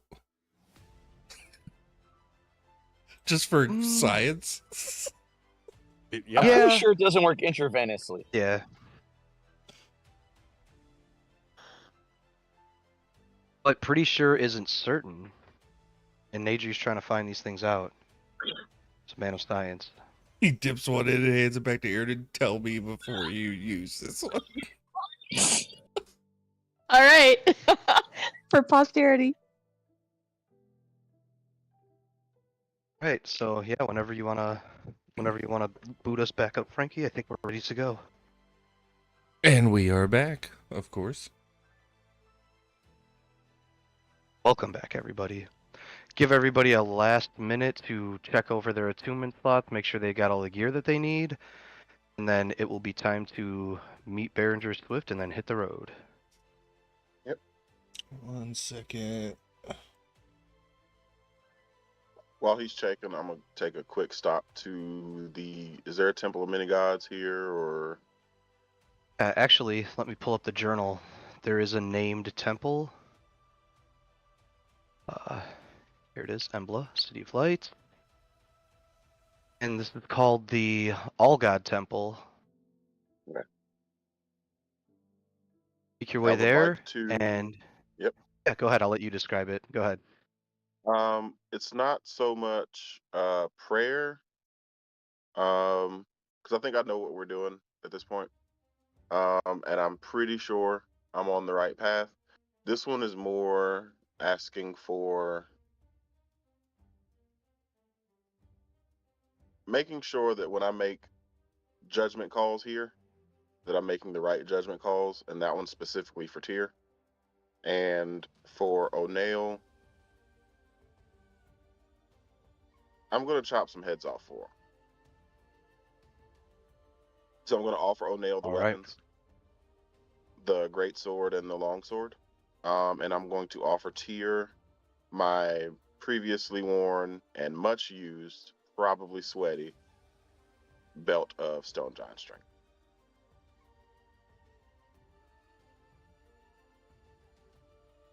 All right. I am going. As Ursa, go ahead.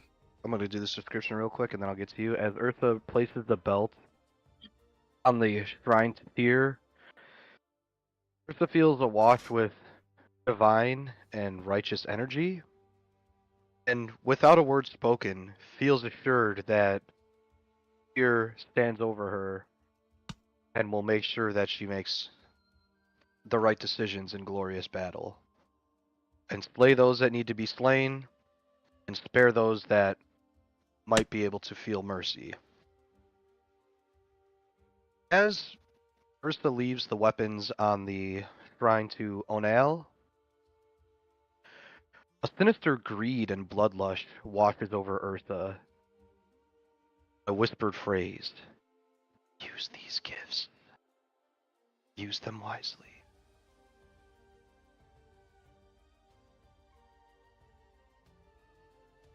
Gifts meaning those feelings that you just had. And with that done, feels fulfilled and ready for battle, but you may spend as much time as you'd like at the temple. Over to Frankie. What was Nadri going to do?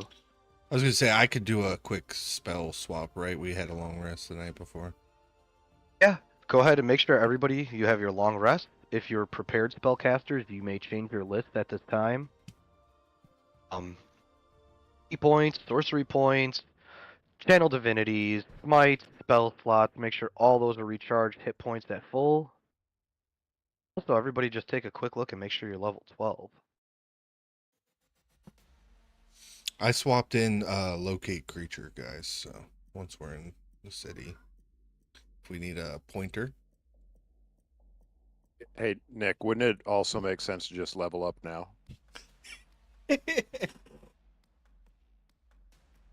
Just go right to 20. Come on, let's do it. I'm down. No, we're gonna stay right here for a moment at level 12. We'll eventually get to level 13, but for now we're gonna hold off.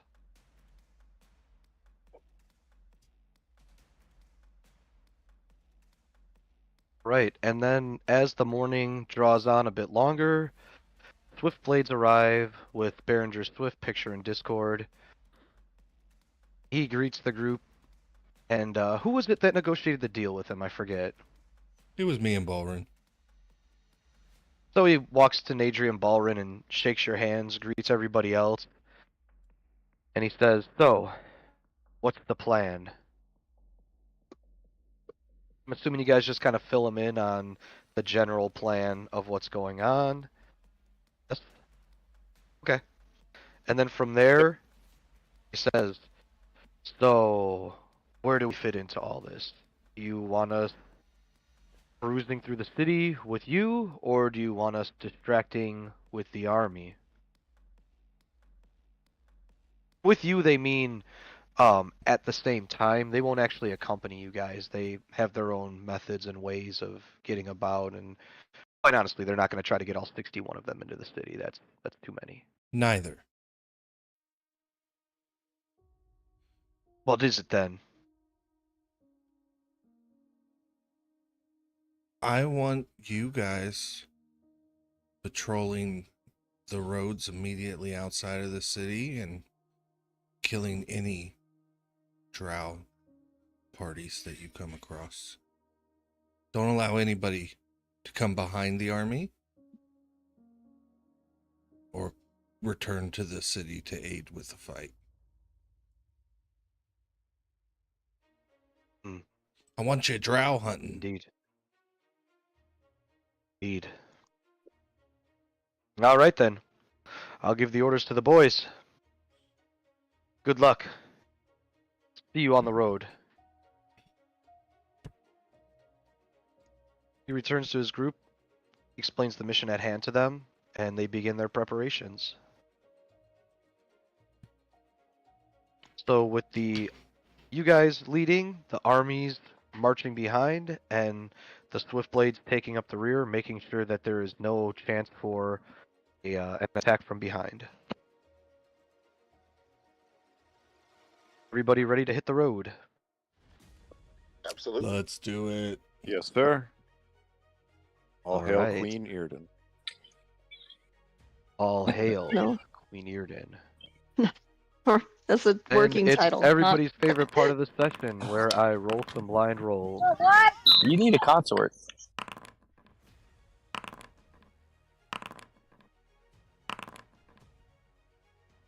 Hey. Excellent.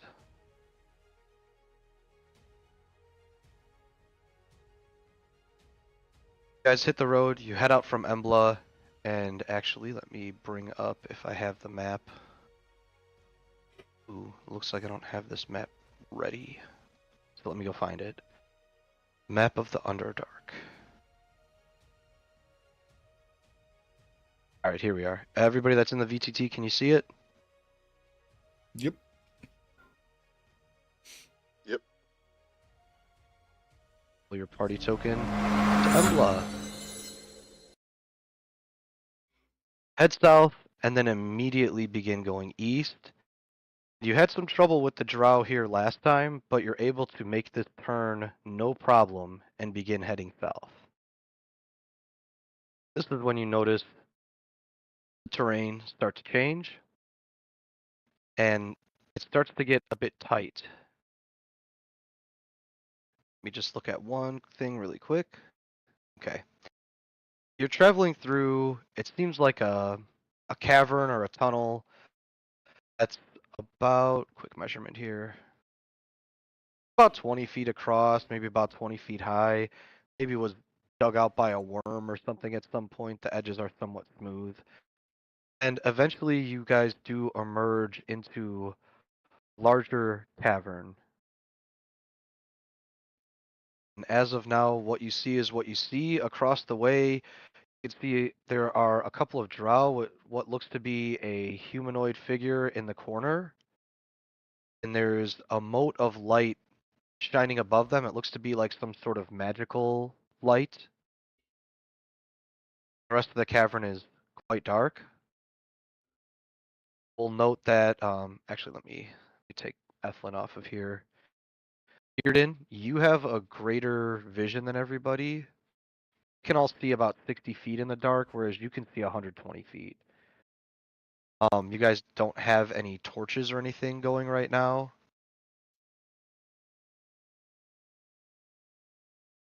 So I will leave it to you first, Alyssa, if you want to talk to your group about what you're seeing that they're not. I'd probably kind of point out that I probably at least see the two. And do they look like the assassins that we've been dealing with?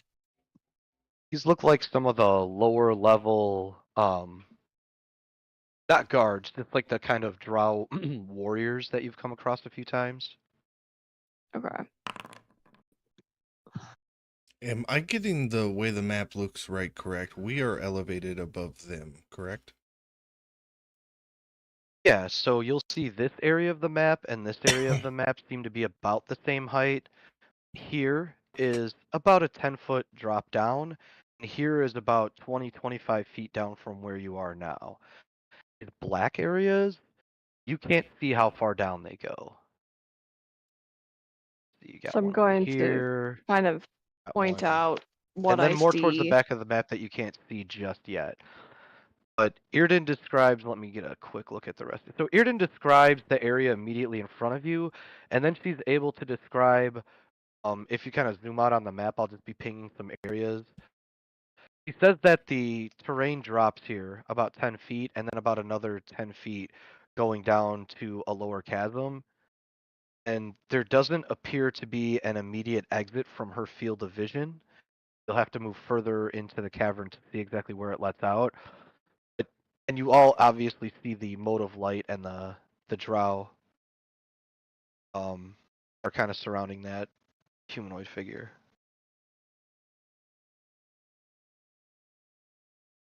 Nadri immediately pulls his hood up and goes invisible. Okay. Ethlin is going to stealth along, try to follow.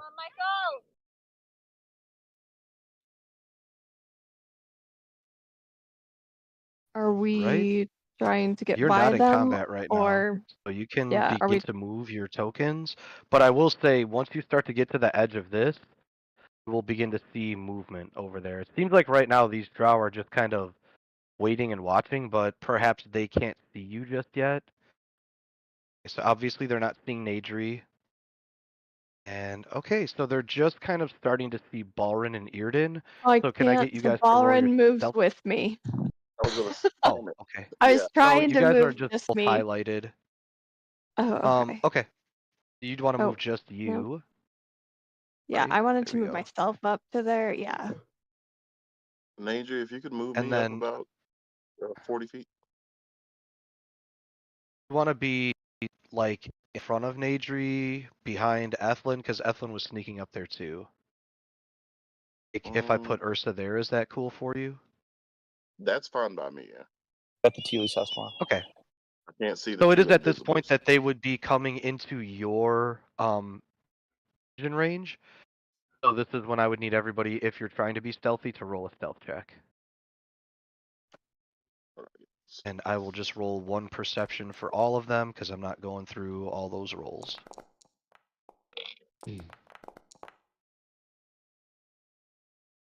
11. 15. Okay, 11 and 13, you are spotted. Mike, are you able to roll dice? Sorry. Yeah, I'll roll 1 second. Cool, give me a stealth whenever you're ready. Nadri, you're invisible, but also your footfalls don't seem to be registering for them either. You are the knight.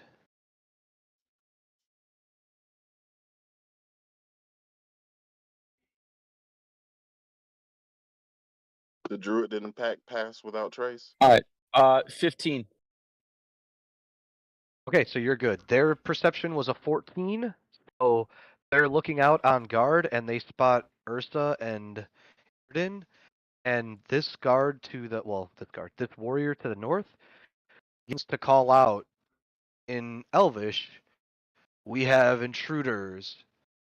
You guys may attempt one action before I start initiative."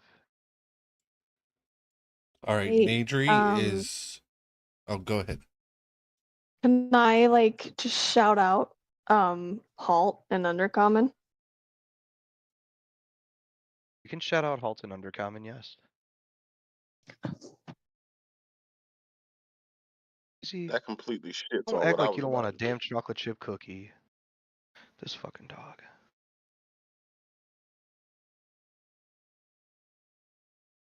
That's okay. So you shout halt. Nadri invisibly moves forward to there. And I would like to cast command upcasting to. So every level above second gives me another. So that would be third, fourth, fifth level. And I'm going to command them to drop. So their weapons. May I ask, is Nadri flying? I know you're invisible. I'm not. I didn't pull out my wings. I I know figured I that just little hop stupid down. thing is there. It won't go away. Yeah, it won't go okay. away. Yeah. So it's a 10-foot drop. You can do two things. You can climb down, or you can just take a d6 of bludgeoning damage. Yeah, I'll take the d6. I just hop down. Okay. All right, so take 4. Because yeah, the climb would have taken your action, so you hop down, take 4 bludgeoning damage, and you cast suggestion at a 5th level, affecting what, these 4? I'm guessing. So it's the 4 Drow. It's command DC 16 Wisdom save against the word drop. Let me double check their features. They do not have resistance. Okay.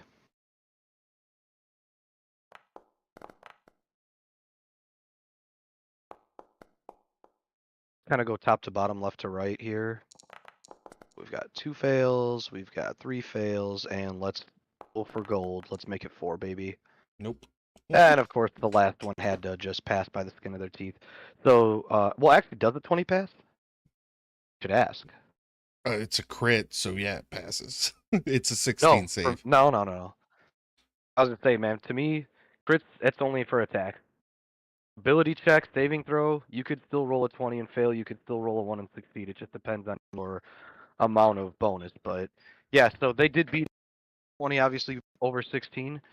Go ahead and actually, you told them to drop. So 3 of them are going to go prone. 1 will not. No, like drop as in disarm themselves. I want them to drop their weapon. So she shouted halt, that was a and I misinterpretation shouted on drop. my part. Yeah. Okay. But Irden didn't cast command, though, correct? Correct. So now, I believe casting a spell does negate invisibility. You can go ahead and make your token visible. And then do we have actions from Balrin, Ursa, or Ethlin? I almost said Mike. Yes. Mike's in the campaign too. Yeah. Unfortunately for me, because it's the hood, casting a spell does not break the invisibility. I have to take the hood perfect. Down. Awesome. Yeah, I was thinking about the spell. So thank you. Thank you for that reminder. That's perfect. I will let you guys take your actions while we're trying to stop. Orin just moves forward. He doesn't have a lot of like long range stuff he can do for him. Okay. Do you want to dash or just move a little bit? I'll move far enough to where I'm actually just right on the edge of this cliff here. Okay. And then how about Ursa or Ethlin? My action is contingent. My action is actually contingent on what you do. Because Ursa, before somebody said halt or whatever, Ursa was about to go battle raid. So, okay. Ethan, what are you doing?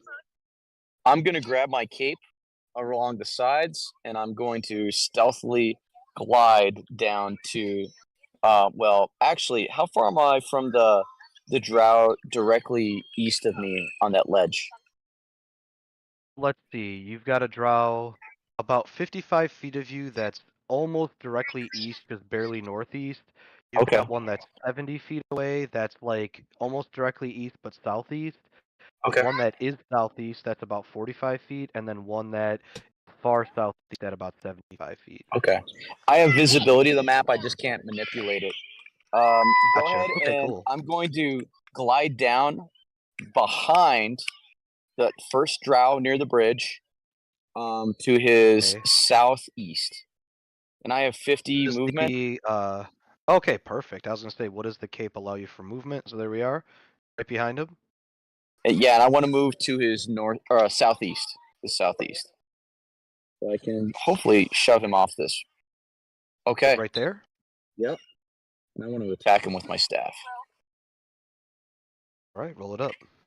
Here we go. Okay, sword of strike, staff of striking. That's going to be a 26 to hit. Oh, for certain. Hit. And I'm going to strike on bludgeoning damage. It's going to be 10 bludgeoning damage. Okay. You hit him in the gut with the staff, and immediately blood like spits out of his mouth, almost as like an immediate reaction. You hit him hard. Okay. I'm also going to go ahead and do a spend a key point for an open hand technique. Okay. And he needs to make a DC 15 strength saving check, or he's going to be pushed 15 feet. Strength check 4. Yeah. So I shove him into the abyss. And he falls. I turn around to the others and give them a come at me bro gesture. I'm going to get rid of that token in a moment. It's not letting me do anything with it yet because I've got the whole initiative order set up. It's just not letting me move it. So once I roll for initiative, I'll get rid of that. And then Ursa. I'm just going to dash at the one to the south. I have 45 feet of movement, so I should get 90 feet.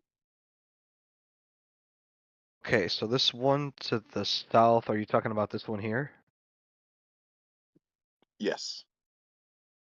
Or were you talking about south, like south, due south? There's some that Earden could tell you that are like southwest of where you guys are. Uh-oh. Here, let me pull you back in case you've got map visibility. Token, you can only see one of them, but Earden tells you there's 3 enemies down here, and you can see the cluster of enemies over here. I will move towards the 3 to the direct south then. Okay, so you get to this edge of the chasm, and from this point to this point, there is a drop off, and you're going to have to jump across. You can jump with a 10-foot running start, the length of feet equal to your strength score, which I'm pretty sure is like, what, 25 or 27 or something? 29. So there you go. Ursa, that's 28 feet. Ursa just jumps like it ain't nothing. And that was like, shit, hold on, 28. And then you were here. Okay, so that's about like close to 50 feet of movement. I've still Still got have a little more 40 movement feet to of go. movement if that matters. You still I want just to want to get dash? close. You're right up on them. Here you go. You're right next to one. If I'm right next to one, do I have enough time to rage or no? Sure. Yeah, I'll Rage go ahead before and the rage. battle starts. Okay. Yeah, because apparently a battle has started.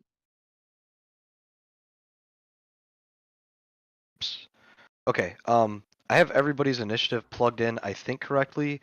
If you see your initiative roll and it is not correct, let me know, and we will get that corrected. But for now, I'm going to try to roll all the initiatives and see if this works.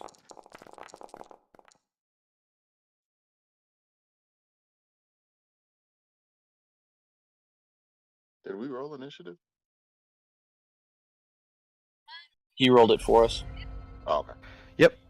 I plugged you guys all into the, like, all I have is your initiative on your character sheets, but I asked you guys a couple of sessions ago to make sure that I got it right. So like I said, if you look in that roll and you see, hey, you know, for example, Ursa gets advantage on her initiative rolls. If you see that it did not give you advantage, let me. Actually, it did though. Okay. Or if you say, oh, it's giving me a +5 bonus, but I actually have a +4, or it's giving me a +3 and I have a +6, or whatever it's going to be. This I just makes should it a only lot have a easier. +1 I for have the to keep. initiative. Oh, perfect. I got it right then. Okay. +1 and then advantage. All right, let me look at my range here.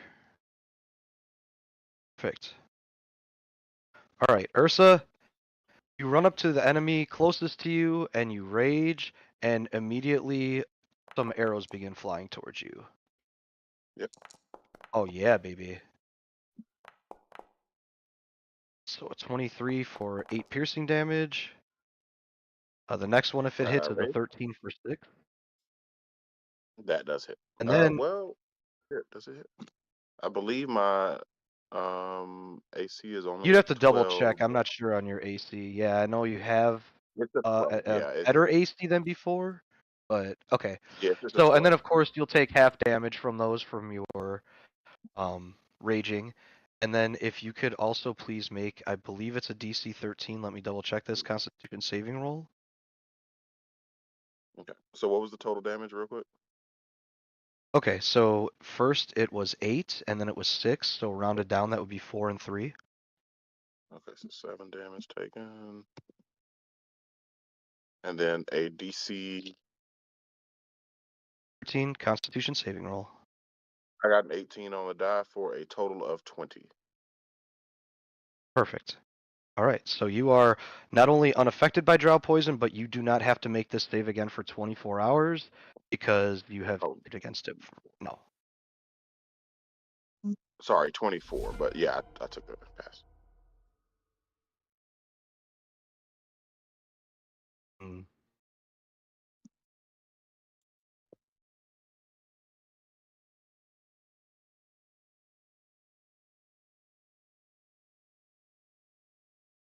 Doing something really quick. Mm. Okay.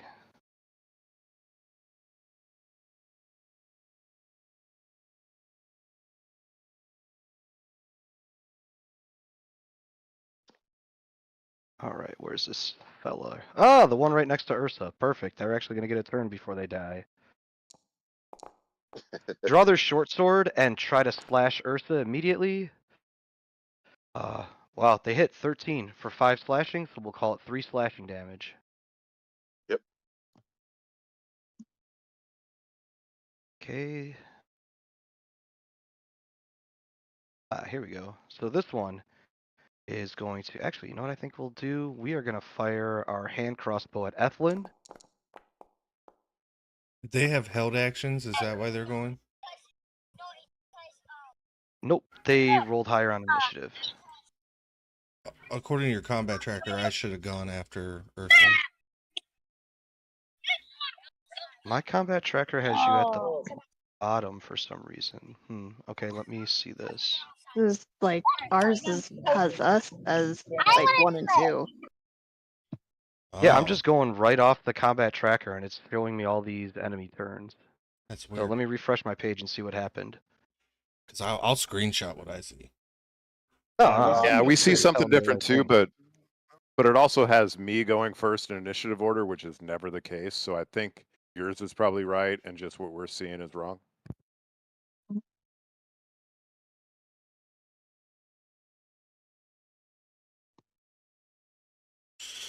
Because I rolled a 20, and Ursa got a 14, but Ursa went. No, I didn't have my turn yet. Yeah. I just Okay. That was Okay. prior to Yeah, combat. Yeah. Initiative hadn't started yet.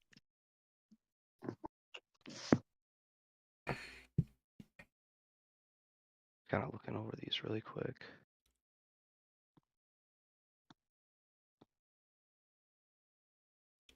Yeah, it actually rolled a bunch of shit on a different map. Okay. All right. So I thought what I could do is just get an initiative kind of like set up, then just roll it when we're ready, but I had it set up in more than one map, and I don't know, maybe that messed it up somehow. I'm gonna redo this. Okay, close. Give me 1 second here. And let's make everybody a combatant. Let's roll all the initiatives.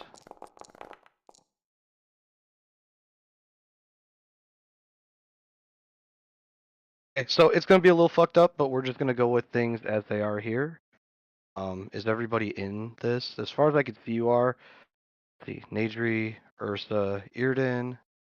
Now it's weird because Alrin. I can't see an initiative tracker. What is going on? Yeah, I think I screwed things up when I had 2 of them. I just thought if you had it isolated to a map that it wouldn't. You know what I mean? That it would just roll As it long as on you could that see it, map. just tell me when it's my turn. I don't care that I can't see it, so.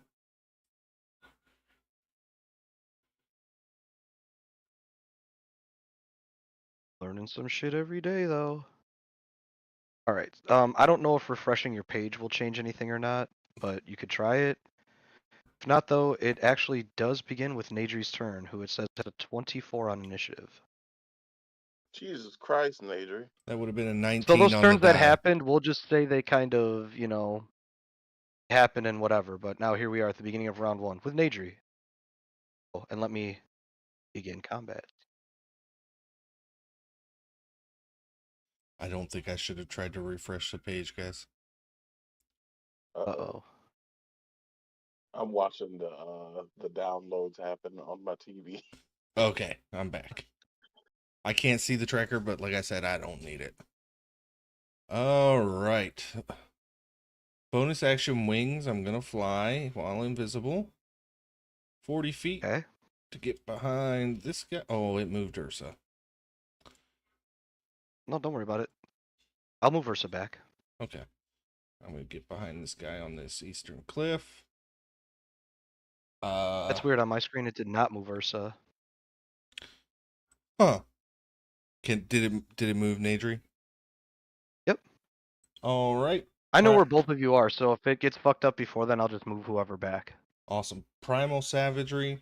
I'm going to make a melee attack with my claws on this guy.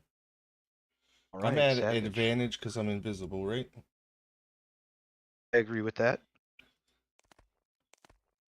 I'll be right back. I'm going to refresh my coffee. The AC of this guy is like, I think 14 or 15. All right, so that hit for 14 acid. Ooh. And this is like a claw attack or a bite or what is this? Yeah. Primal Savagery's a cantrip that elongates my nails and gives it elemental damage. Invisible claws reach out and strike this creature, and his chest rips open like Tina in Nightmare on Elm Street when you can't see Freddy and he claws her chest.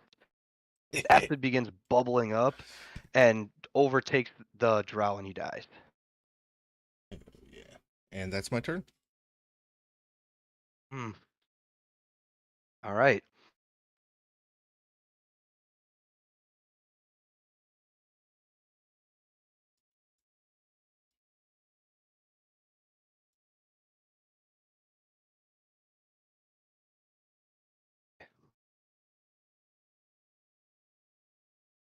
Right, it is Ursa's turn. Ursa, you are to the south of where you guys had originally started with 3 enemies surrounding you. I shouldn't say completely surrounding you, but they're like all within 15 feet of each other and you're right next to one of them. Okay.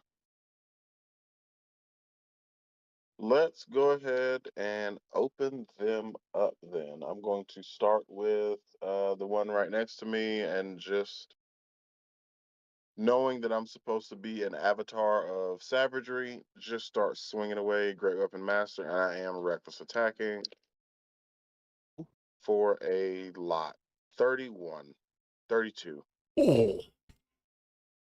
No, I did that Definite wrong. hit. I'm sorry, guys. 27. I added my strength. Oh, well, to that's a that. miss. Yeah, No, I'm just kidding. I'm just kidding.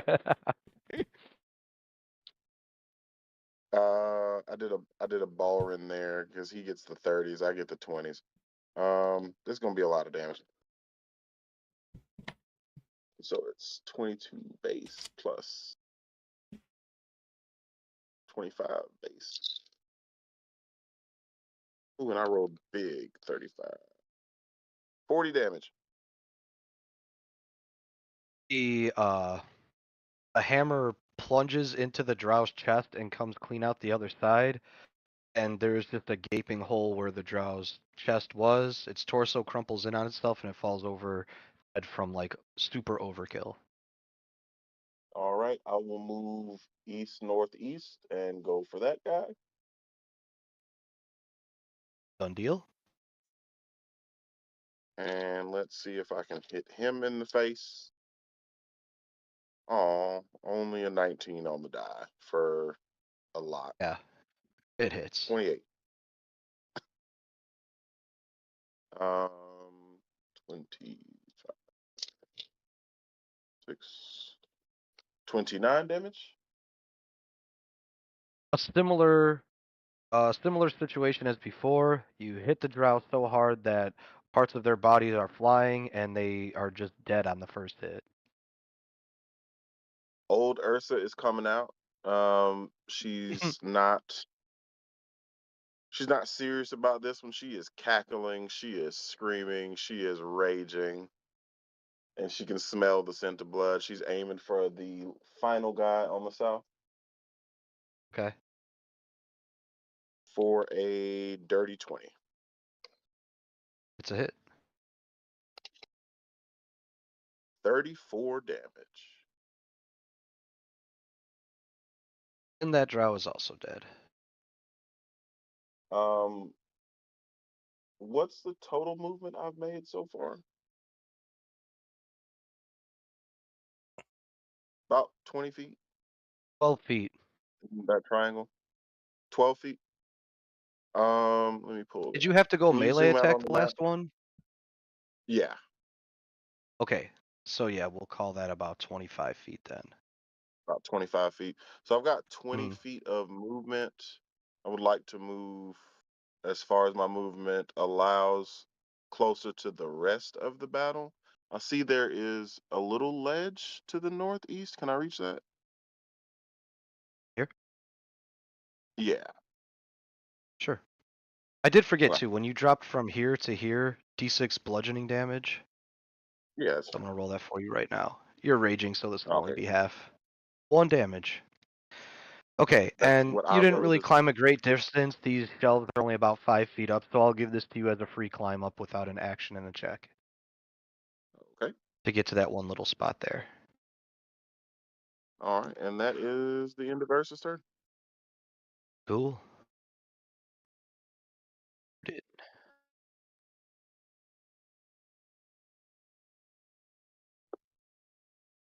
All right, so Irden is going to move. Oops, wrong button. And so move up to this corner right here. That way they're in 60 feet of this guy right here. And they're going to cast Sacred Flame. So flame just kind of like comes out of her fingertips towards him. And he has to make a dexterity saving throw of DC. Fail. He's got an 8. I'm certain it's a fail. Oh, yeah. Okay. And then, oh, I just took it away. Go back. It's like 3d8 radiant. Yeah. Did it work in the thing? No. Okay. 14 radiant damage. Dead. Huh. Cool. That's probably where I'm gonna stay for now.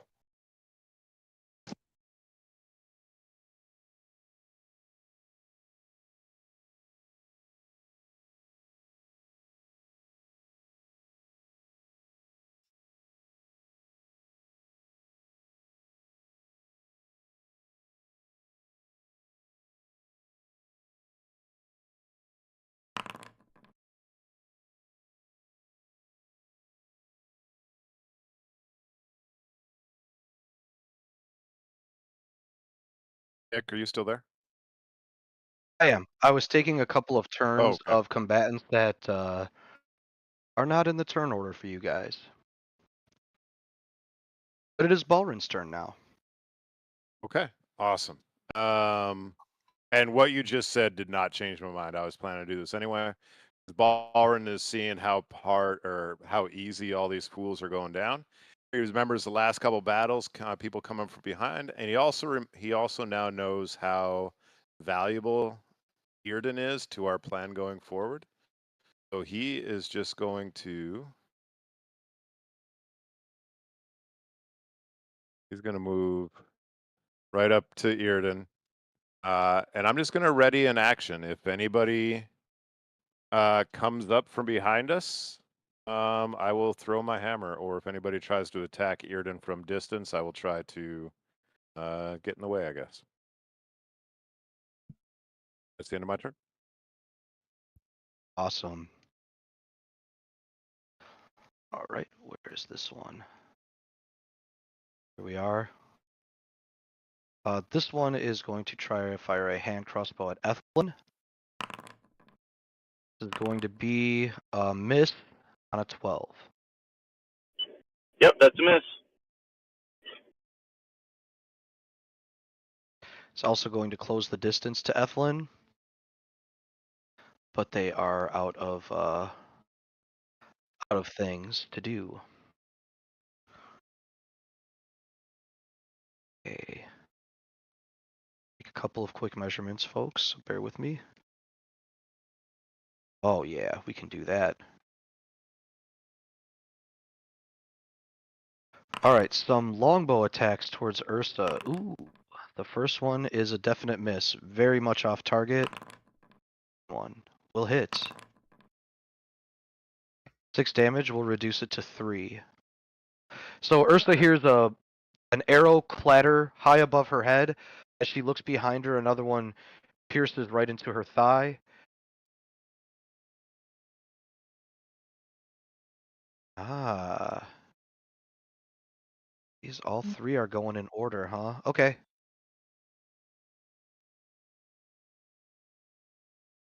So the same thing is about to happen. Alright, so this one hits on a 24 for 5 damage. We'll call it 3 piercing, if it matters. This next one, I believe, is going to be a miss on a 9 to hit. So yeah, that's a miss. And then the final one of these guys. Actually, I had taken this guy's turn and fired at Ursa already, so I'm just going to skip his turn this time.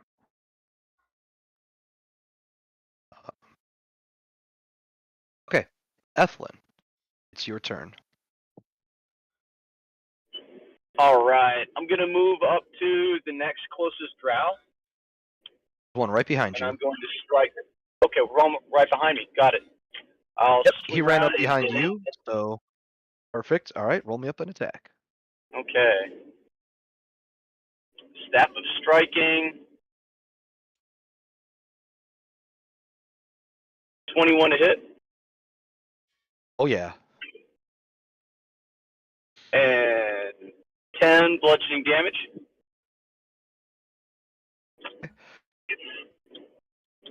He takes the strike to the face, and it looks like you may have broken his jaw, at least dislocated it, and he's bloodied.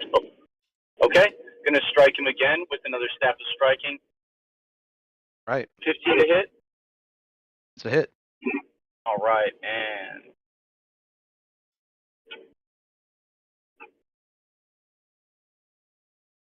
uh, 13 damage. Second hit catches him in the temple, and he grunts softly as he falls to the side dead. Okay. I'll go ahead and I have 50 movement speed. Do I have enough to get to the next guy? Let's see. From where Ethelyn stands, he doesn't see any enemies, but he does hear. Well, he had heard Ursa more towards the southeast, so I can start moving you towards that way, or southwest, I should say. Or you could go directly to the south, where you hear the twanging of bowstrings. I'll move to the south. Okay. So 40 feet of movement gets you close enough to where now you can see one Drow with a longbow firing at Ursa, and as you walk up this embankment, you can now see a second Drow firing bows at Ursa. Okay, if I'm not within melee reach, that is the end of my turn. That is the case. The first one I think is still about another 30, 35 feet away. All Okay. right.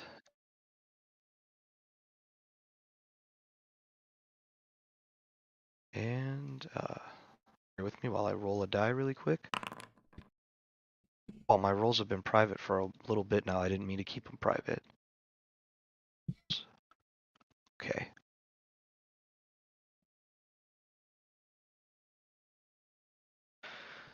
Okay, I got one more person I need to take a turn for here.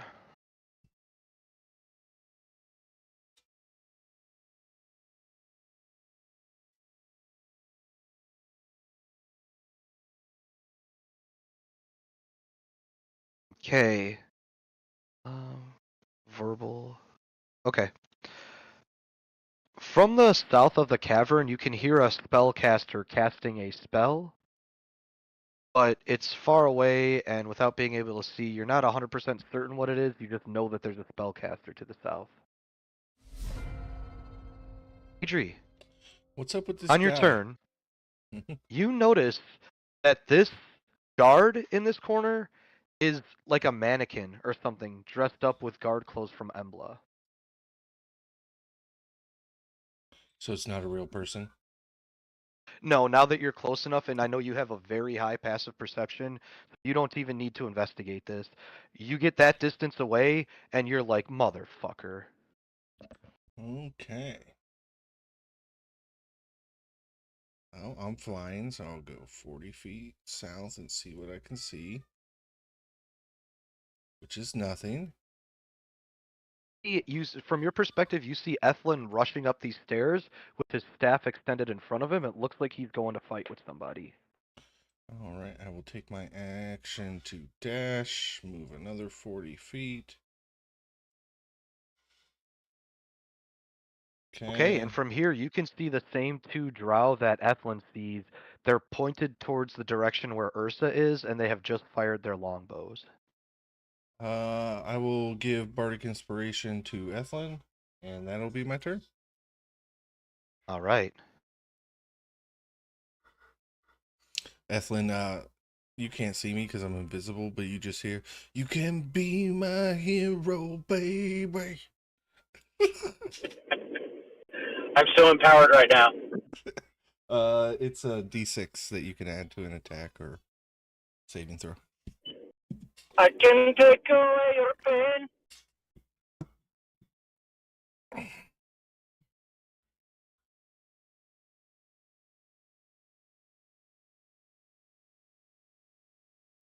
All right. What is Balrin's passive perception?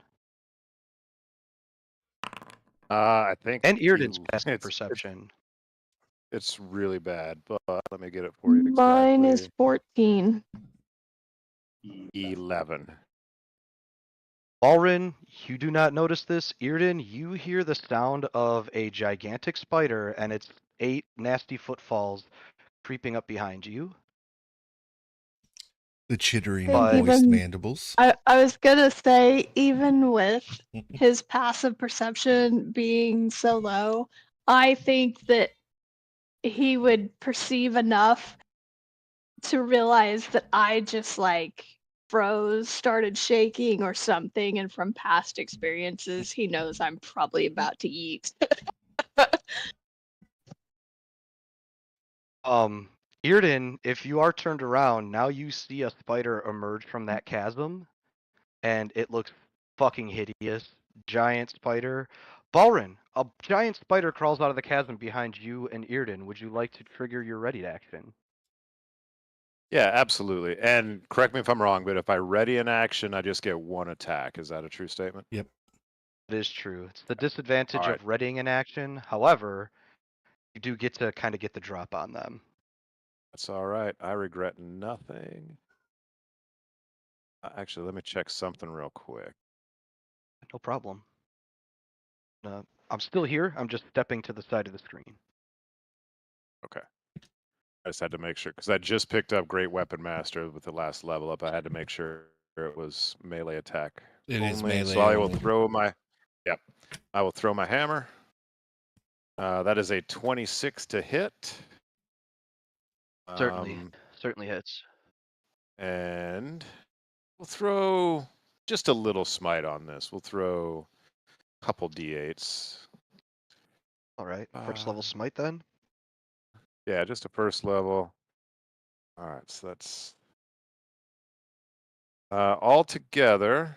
That is 17 plus 8, 25 damage. Can you smite on a ranged weapon attack? I cannot. Thank you very much. I cannot use smite on a ranged weapon attack. Thank you. I thought there was like some kind of feature you picked up or something. I was like, damn. Great. You are Whose side are correct. you on? I'm sorry. No, I no, thought he no, picked something 'cause- up when we leveled up. No, that's something I've actually been very careful of. I just forgot it this time. Thank you. I That is really didn't 17 mean to. damage. It's easy to forget because you're throwing the hammer. Because I didn't think about it either. I'm like, oh yeah, of course, hit him with the hammer. All right. But I just saved a So then, spell what slot, would so that thank you, total have Frank. been without the smite? What was the total? Still 17 damage. Sorry, Max, I didn't. The spider saved me a- screeches out in saved me a spell immense slot. pain as the hammer slams into its body and returns to Balrin. And because of that, it immediately charges Balrin. Actually, as it charges Balrin, this is what it does. It shoots a web at Balrin. Oh my! It totally fucking misses with a 7. And anticipating that it would hit Balrin, it got into melee range thinking, oh yeah, mealtime. Don't worry. Shall not get As my another queen. spider emerges from the chasm and begins rushing towards the party. Ooh. It doesn't have enough movement to quite get there. It too is going to try to web Balrin. That's a crit. Baby. Yeah. All right, Balrin. So you're restrained.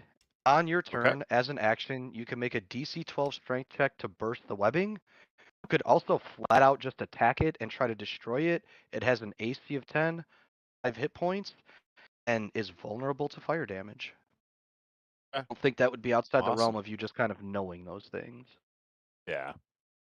All right. I will just take a second to yell at Yrden. It's like, I got these. If you want to fuck them up, that's fine. But if you need to get out of here, I understand. Oh, look, Restrained has a little web on it too. How cute. It is Ursa's turn, so let's scroll back to Ursa. Here you are, about maybe 15 or so feet down. Well, actually, I said that was 10 feet. So you're about 8 feet or so down. If you use these 2 ledges, you won't have to make a climb check or anything. And you hear Balrin and Yrden, especially Yrden, starting to kind of freak out to the north. I don't know if she's shrieking or just shouting, and Balrin says, I've got this. All right.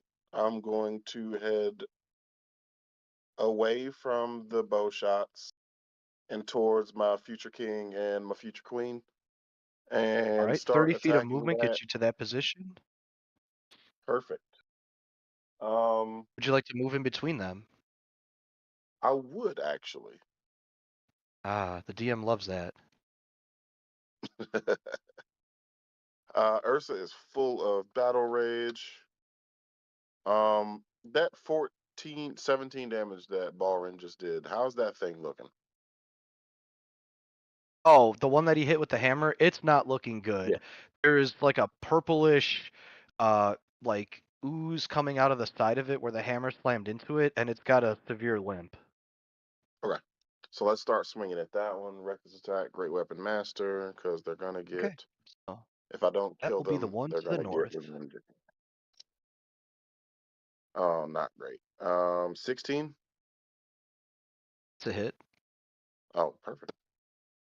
So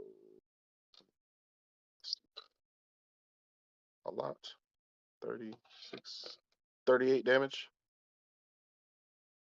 Ooh. You raise your hammer up high and slam it down onto the skull or head or whatever of the spider. Kill it. Oh, Smashing it into the ground. All right.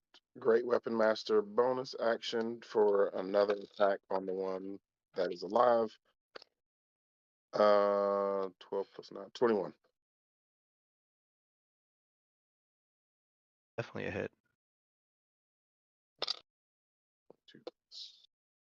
Not as much damage this time. 31 damage. Okay, and you also smashed that one. Okay. So much like the spiders came up over the edge, Ursa crawls up over the edge and just destroys these two spiders immediately. Ursa's gonna look towards Irden and just give her like the hugest thumbs up. And yeah, that was 30 feet of movement that I just made.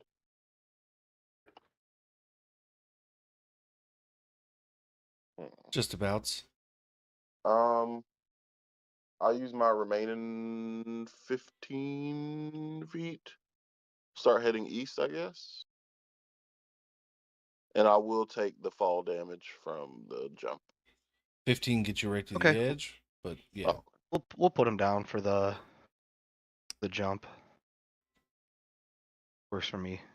1 point of bludgeoning damage. Alrighty. You're done. And that's the end of my turn. Honestly, like seeing those two spiders come up behind her, there's probably like she probably just got so overwhelmed. She probably just puked over the side and like just like, oh my god, and then saw Balrin like attack one and then Ursa finished them off. And she's like obviously relieved, but there's so much adrenaline going through her right now. She's probably just gonna look at Balrin and be like, evidently, thank you. How fast do you want to move together? Alrin looks down at the webs. He's like, right now, nothing. Any chance you could help me out with these? I can totally help him get out of that. And then move however far. How far can you go? 30 feet? No. 25? No. Okay. I'm not gonna take the fall damage because I'm squishy. So I'm going to Misty Step. Okay, like perfect. Down. Was that 30? You get 30 feet on Misty Step. I'll go 20. I'll go 30 and just kind of wait there. And let's see, can I even reach this guy? Because I can see him. That is like 75 feet. Oh, too bad I don't have like Eldritch Blast. Jeez. Let's see. Ooh, I will send Chill Touch that way. So kind of and I'm going to the one like way down here in the corner. Okay, So, this yes, that combatant. one. Okay, Yeah. Chill Touch. Yeah, go ahead, roll it up. So Ghostly Hand, and it is. Oh, it's a roll. Okay. Oh, that is gonna be 11. 11 points of damage, and they cannot heal until after the end of your next turn. Oh no, that's an 11. Like on the attack hit, does that hit him? Oh no! Sorry. Yeah, I misinterpreted I that. was like, yeah, no, an oh. 11 misses. No, yeah. Those spiders are in your head. They fucked me up. I'd say so. So I'm gonna just take this time to like, little me time to calm down. I'll be good. I'll be good.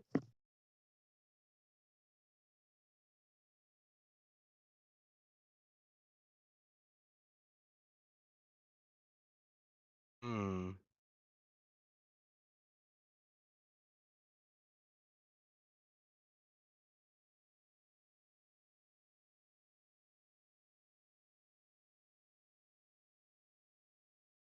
Hmm.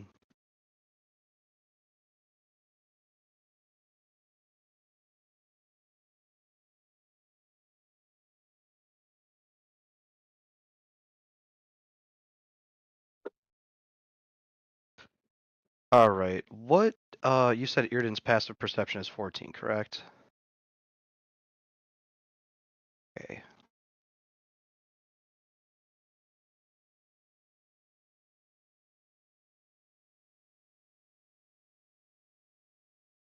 All right. So an assassin steps from off the wall and tries to fire a hand crossbow shot at you, Earden. I wanted to roll that with advantage because you did not detect him. I don't think either of these is going to hit, though. 15 was the roll. Nope. I have a 22 AC. So you see a bolt fly past you. And let's see. He does not get 2 of these attacks, so he's then going to put it here and jump down.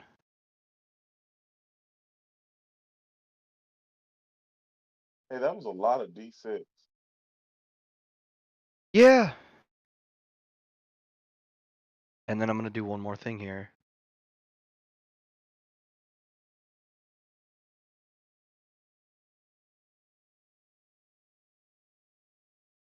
Okay. So he jumps down into the shadows and he's unseeable at the moment.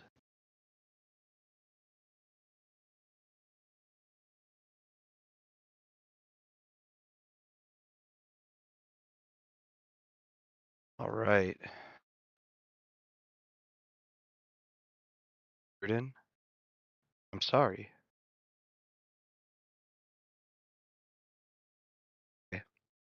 Another assassin sneaks up on you, and they whisper in your ear in Elvish, "Traitor," as they attempt to dig their scimitar into you.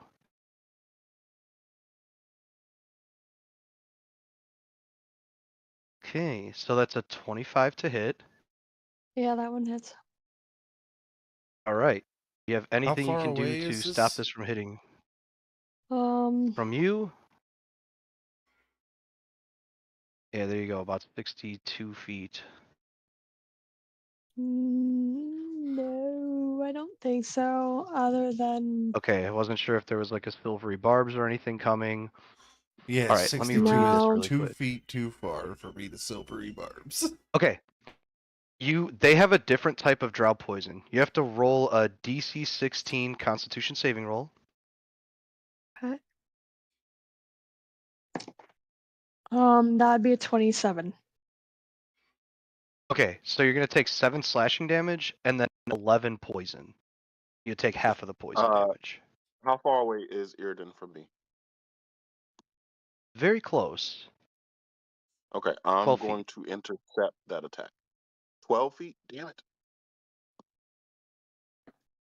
Gotta be 10 feet. 10 feet for interception. 2 feet for both of us. No, it's 5 feet. Oh, for this is interception. one of those things, because I do gridless maps, you get sometimes these short measurements. So if this was a gridded map, you either would have been right on target or 5 feet away. So I don't know which way it would have ended up, but you guys let me know down the line if you don't like gridless maps. I love gridless maps. I'm like, fuck the grid. Let's just do what we want to do and use our movement. But all right, so this drow assassin does too far away. digs their scimitar into Earden, and they do get a second scimitar attack. So he follows up again, this time without advantage. All right, I don't think a 16 hits Earden, but does it? Nope. I didn't think so. So the second attack is not effective, and do they have movement still? Sure they do. They're gonna run past Earden. You can make an opportunity attack if you'd like to. Hell yeah. Let's see here. I'm going to cast Word of Radiance. So I utter a divine word, which was probably like freaked in pain and surprise. And a burning radiance erupts from me. Each creature of my choice that I can see must succeed on a Constitution saving throw. Quick question: do you have the Feat Warcaster? I believe. Just because without Warcaster, you can't cast spells like that as an opportunity attack. It's got to be a melee attack. But if you do have Warcaster, you can do it. No, I don't. So I will whack it with my... well, something to think about in the future. So you may I only will... do a melee attack. That's your only option. Okay, then I'm going to use my dagger Because let's see, so Okay. that'd be 17 to hit. 17 is a hit. Oh, nice. I'll do more damage hitting somebody. And that will be 8 piercing. As they slip past you, slide the dagger across their abdomen, dealing 8 slashing damage. They scowl as they move past, and with no shadows nearby, they don't have any opportunity to hide. Ulrin, it is your turn. All right. Am I still in the web? Said she was going to help you with the web, so what I will say is that you can have advantage on your roll. It will cost you an action to try to roll a strength check of DC 12. You know what?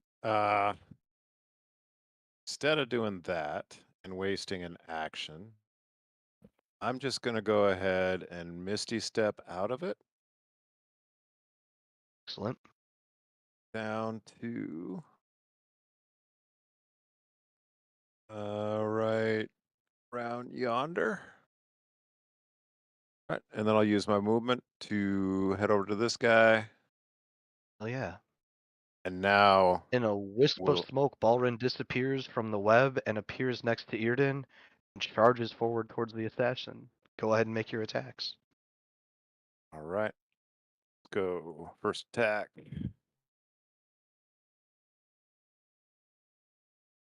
23 to hit. Oh yeah. 21 damage. Hey. Powerful How's blow that one indeed. looking? Hurt, but not yet bloodied and still in the fight. Okay. All right. Well, let's see if we can change that.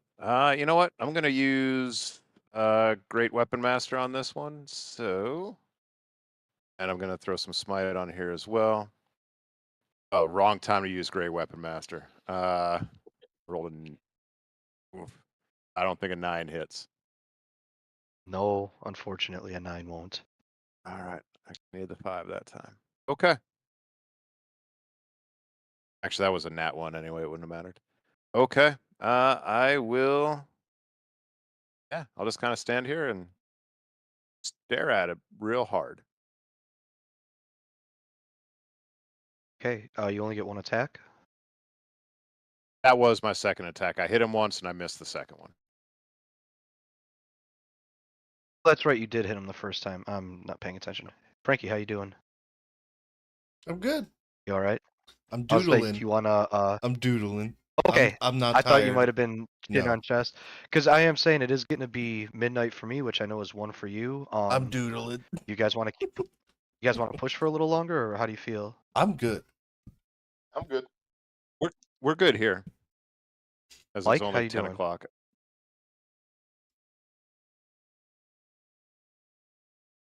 All right, well, for now, we'll just keep going, and we'll see what happens when we get to Evelyn's turn. This Drow sees. Let's see. They see a lot of shit happening. A lot of shit happening. A lot of shit happening.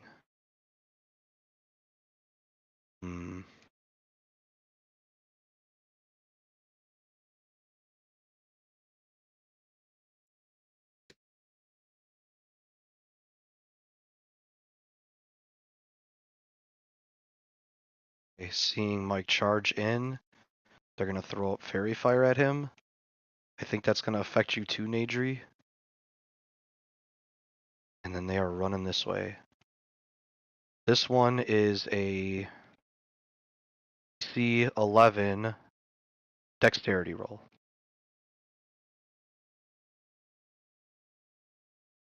So I'll need that from Nadri and Ethlyn.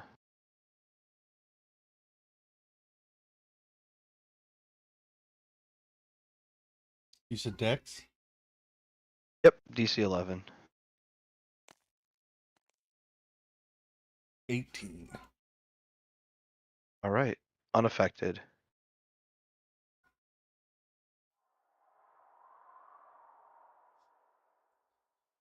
I'll ask Mike in a second. I sent them a message to see if he's still with us or not.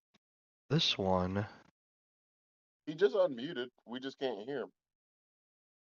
Okay, gotcha.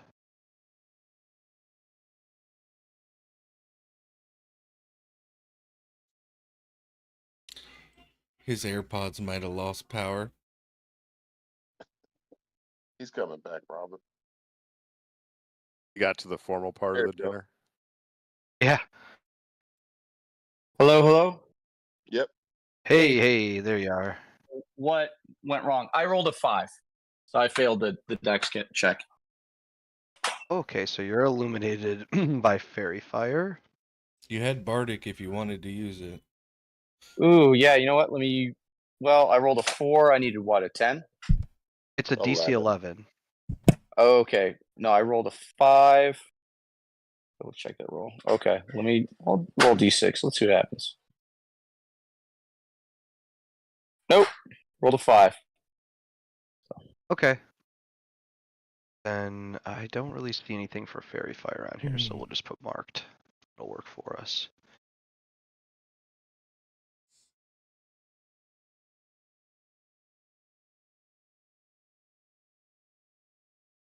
I don't know why this guy's in the fucking combat order. Okay, and now it is Ethlyn's turn. Okay. Let's see. So if what you're we're gonna able do. to see the map, actually, let me get rid of this one template. So this doesn't matter anymore. 2 circles in front of you are darkness. Okay. I'll go and move up to the first circle of darkness. Was there an enemy in there before they cast darkness, or? The closest enemy was close to this area, but as you enter the first circle of darkness, you don't sense anybody there. Okay, I'll go and move up to the next one. And Okay, that how much movement do is. you have? You have like a lot, I got. right? Yeah, I got 50. So I'm gonna go ahead and use a key point, the bonus action, step of the wind. So I'll be able to get close enough to attack now. Yeah, once you do that, you do eventually run into an enemy, and you can attack at disadvantage. Okay, gonna roll 2 attacks. Oh, Mike, are you good to go for a little bit longer? Yeah, I'm good. Okay, yeah, I got an answer from everybody else. I forgot that you were muted at that time. All right, cool. With disadvantage, I rolled a 22. Oh yeah, that's a hit. Rolling damage. 8 bludgeoning. 8 bludgeoning. Okay, you hear a oomph in the dark as your staff of striking connects. Okay, I'm gonna go and hit with another attack with a disadvantage. Okay. 12 with disadvantage. That one's a miss. Okay. That's it. You hear the for my shuffling turn. of feet as perhaps they dodged it just in time. Okay.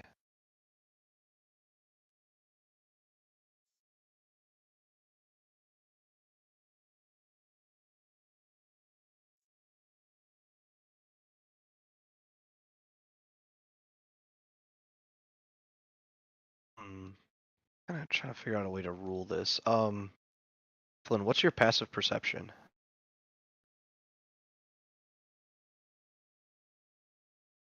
You asked for Ethlyn's?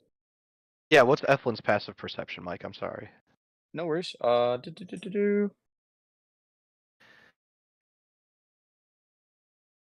He's got +3 for the skill. Perception. Passive 13. Okay, yeah, Ethlyn hears a sound to the north, like something is crawling up. And that sound does indeed persist. Sounds like there's more than a something crawling up. Something wicked this way comes. Kind of. All right, let's see here. What shall I do? What shall I do?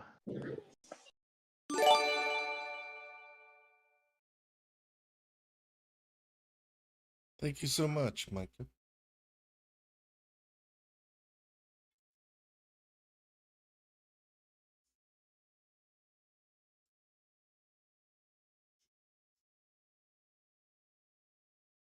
I need to step away real quick, just grab a charger for my computer, but I will take all the attacks.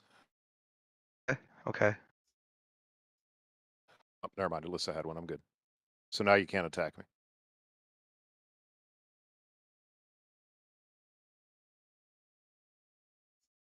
Okay, yeah, once again, you hear a spell being cast. Ethlin, it is very close to you. Like, extremely close to you. Major, you hear it. It's a little bit distant, but I think you're close enough to where you can roll an Arcana check of DC 13. Try to figure out what spell was cast based on what you heard. Oh, wait, do you speak Elvish?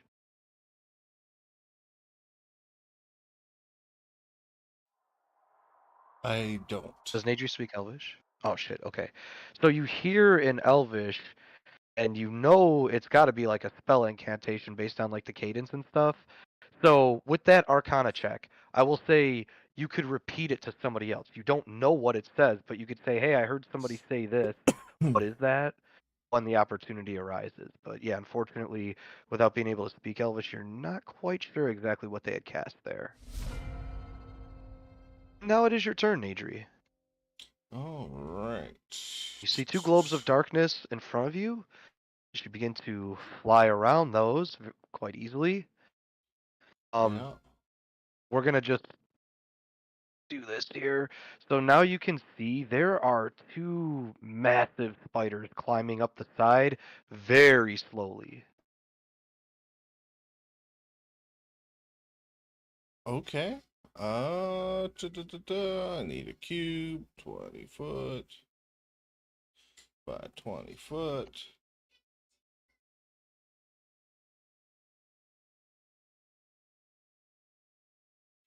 Well, I didn't mean to start making another one. I gotta remember that I gotta click up here if I want to move it.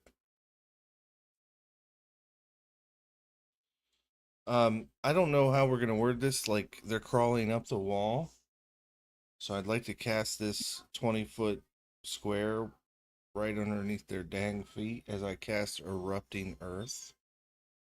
Oh, okay. All right. So that's a DC And let's 16 dex save. need to roll a dex save. Okay, wow. I'm upcasting the 6th level, by the way. Okay, so we've got the first one fails. And the second one fails. Wow. So they Right. take 60, 12 damage, which is 53 damage. Respectable.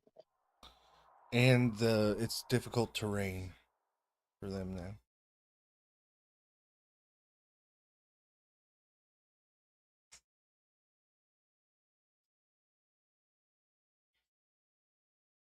Okay, so can you read the spell description if you have it up? Yeah, 1 second.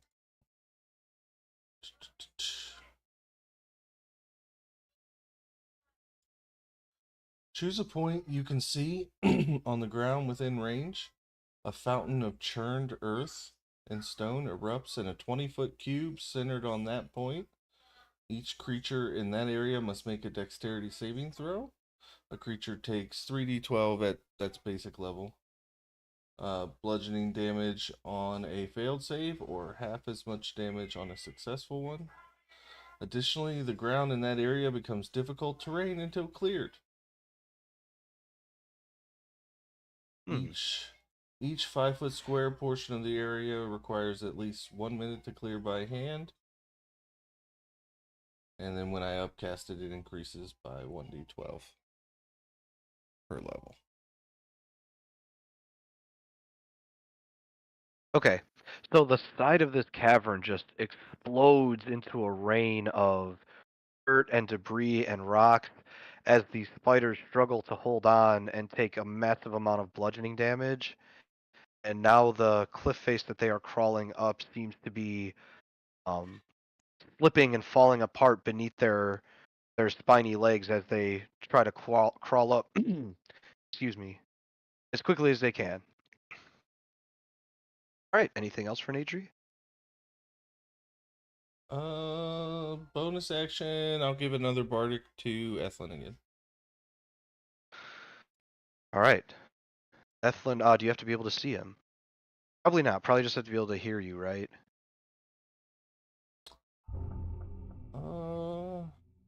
Yep, just has to While be you able to look hear that up. me. Yep. Cool, perfect. All right, and I will move on to the next turn then. Great.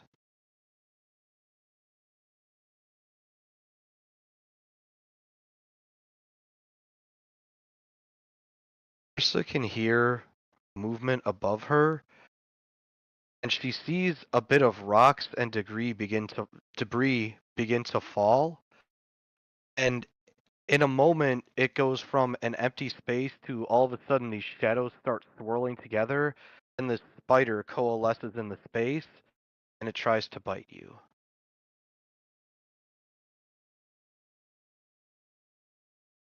All right, and it's going to hit you with a roll of 25 for 19 necrotic damage.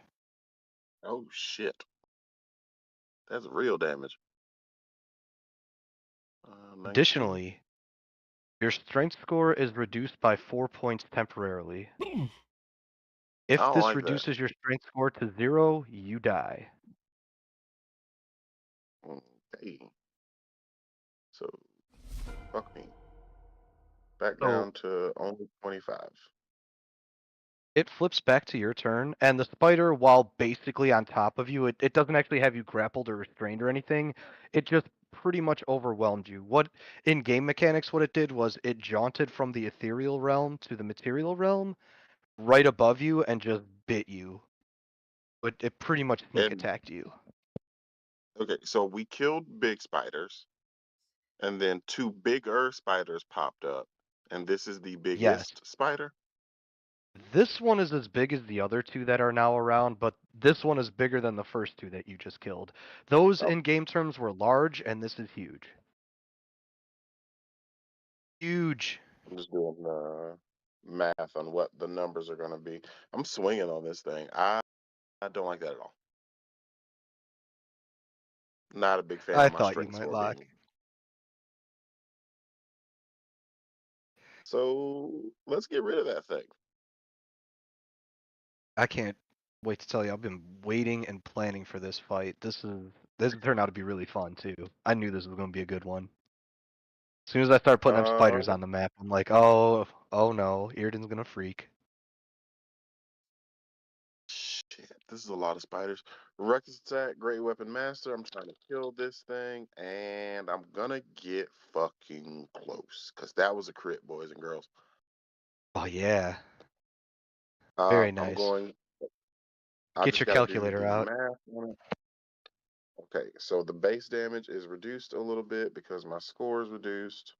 Yeah, this is gonna be a 2nd level smite. So 20 base damage plus 3d8s.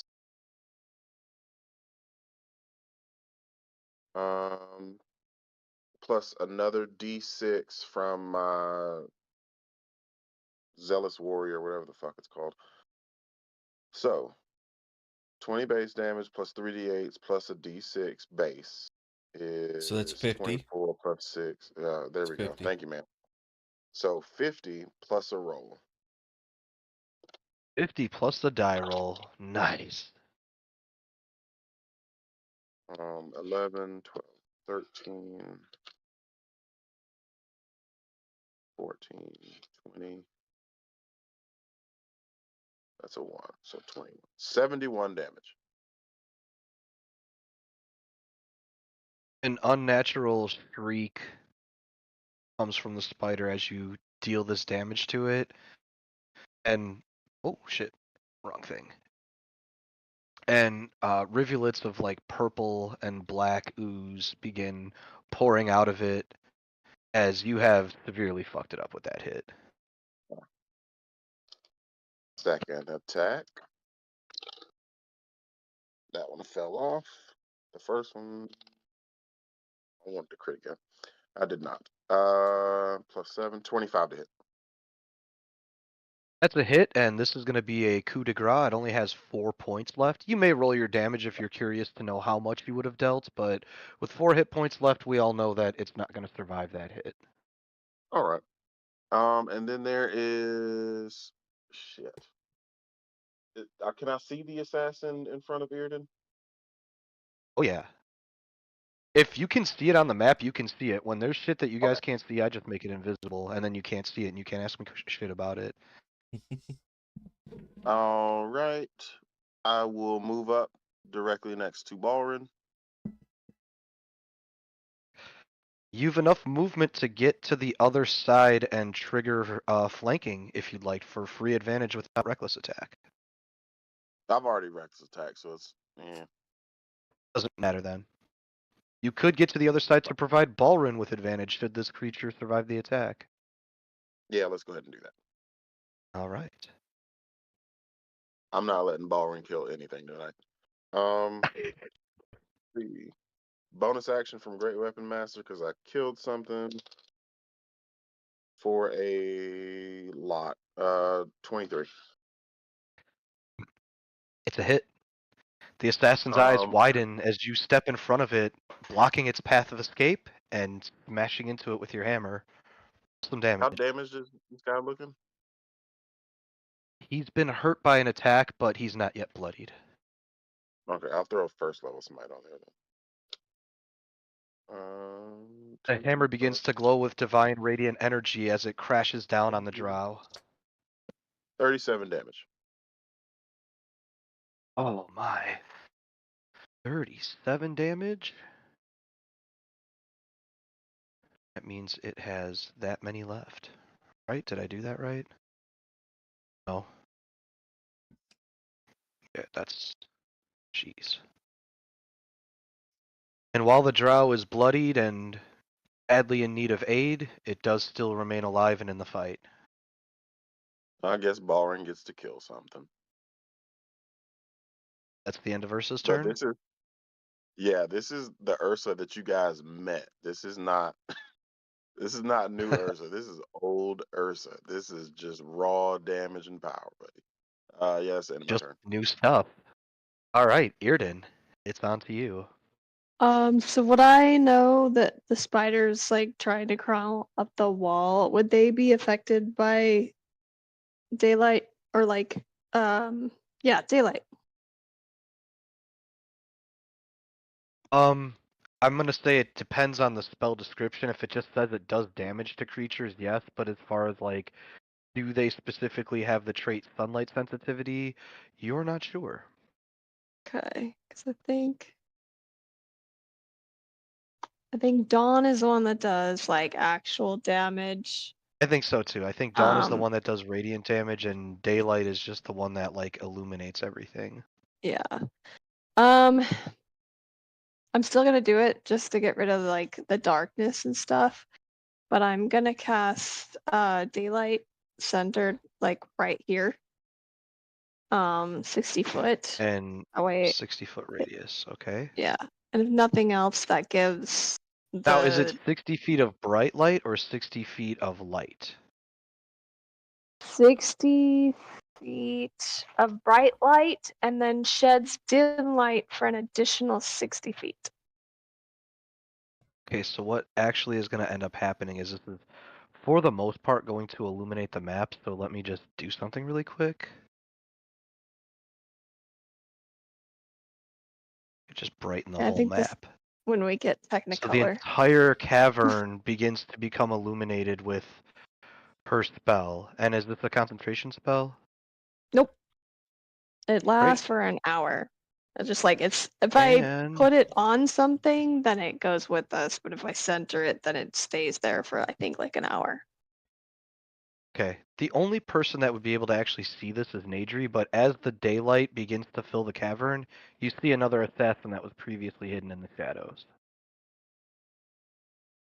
Alright. And then I'm going... Would Irden like to do anything else? Yeah, so I'm right where a spell could like put me kind of pretty much anywhere off a cliff. So I'm going to... That is a rough spot to be.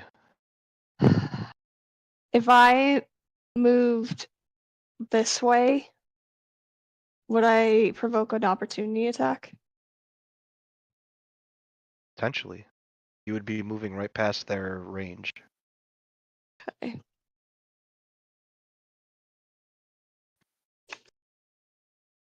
Yeah, I'm going to kind of come back over here, and then I'll just follow if Balrond goes forward. But I'm gonna stay there. All right. This assassin, his chances of a sneak attack now ruined, is going to climb up this way and begin running around this way using a dash action. This assassin feels like this could be the last gasp. And seeing as Ursa hit them last, they will attempt an attack against Ursa. Actually, 2 because they get 2 with their scimitar. But these will both be at disadvantage due to the sunlight.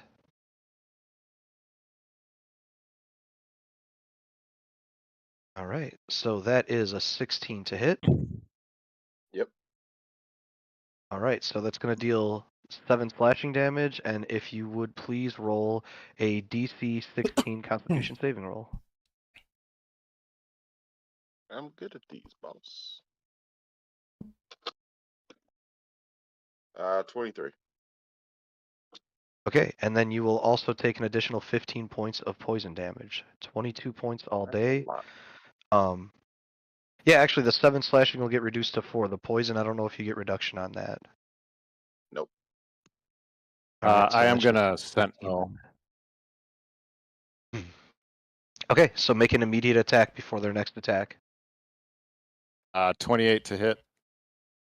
The hit. Or As the drow reaches 17. back for another swing, they're dealt 17 17 damage, and it is enough to end their life, thus saving Ursa from potentially being dealt another blow, and that makes it Balrond's turn.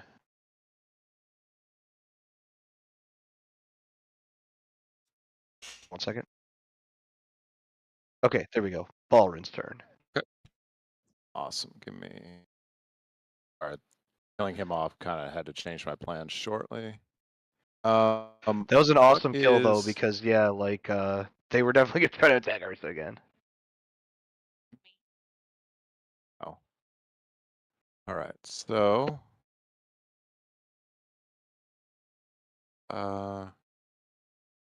Quick measurement.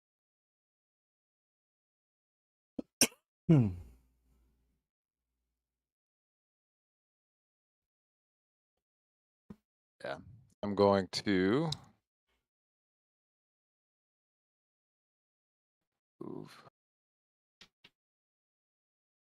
It's about 25 feet there. And then I will Misty Step to right there. And you could get 30 now feet we're going and to Misty go. Step in front of him if you'd like. Oh, is he trying to get away? Yeah. And That's the direction he's running. Okay.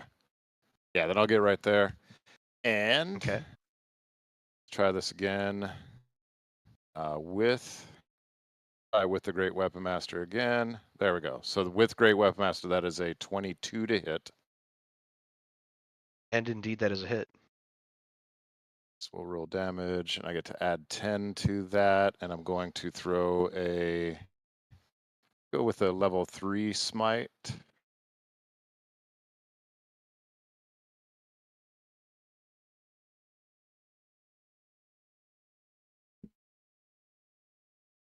All right, so 11, 15, 19 plus that, that's 37, 47 damage.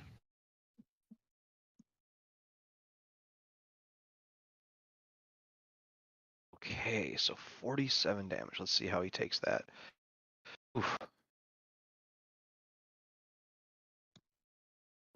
The blow bloodies the drow, and he grimaces at you, hissing something in Elvish. Do you speak Elvish? I do not. Okay. glare in his face and go, "I don't speak your filthy pig Latin," and I pull the hammer back for another blow. All right. That is a with great weapon master and 19 to hit. Oh yes, that is a hit. Same thing with the smites. That is 12, 19.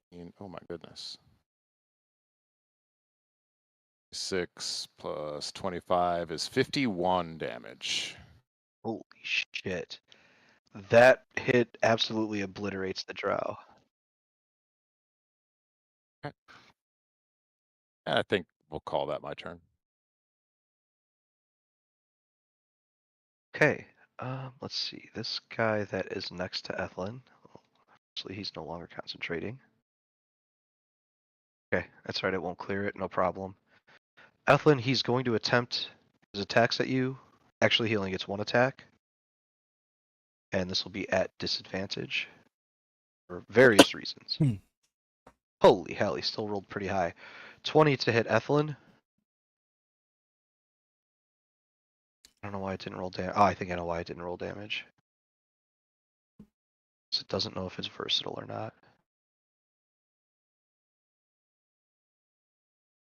Alright, Mike, if a 20 hits Ethlin, it's for 7 slashing damage. Okay, took 7. Is his darkness still up? Both darkness are up, but you are no longer illuminated. Actually, they shouldn't be because I cast daylight. Oh, yeah, I'm sorry. Okay. You are right. So the darkness are not up, which actually means when he tries to slip away from you, you can make an opportunity attack if you'd like to. I'd like to. How silly of me to forget about the daylight. Go and do a staff of striking. That's a 25 to hit. And that is a hit. And it's going to do 8 damage. And I'm going to spend a key point to see if he's stunned. It's going to be a DC 15 con save. Here it comes. A 16, so he is not, and he's able to slip away from you.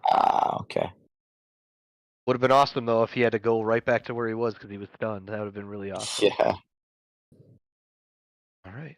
This next Drow, seeing that their darkness, has been eliminated.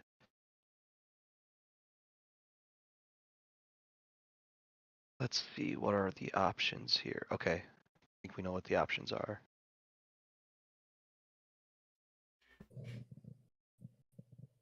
All right, Ethlin, I'm going to need that dexterity saving roll again. Okay. This is a DC 11, not too high.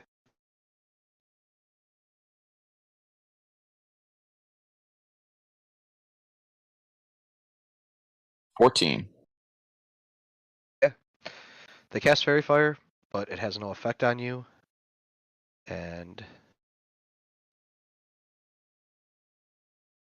yeah, nope. Thought about retreat, but that's not going to happen. They move that way with their movement. Okay, this Drow.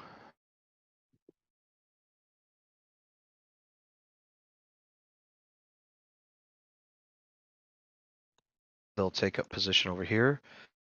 We'll fire 2 longbow attacks at Ethlin. These will both be at disadvantage. The first one is for certain going to be a miss. Oh, the second one is for certain a miss.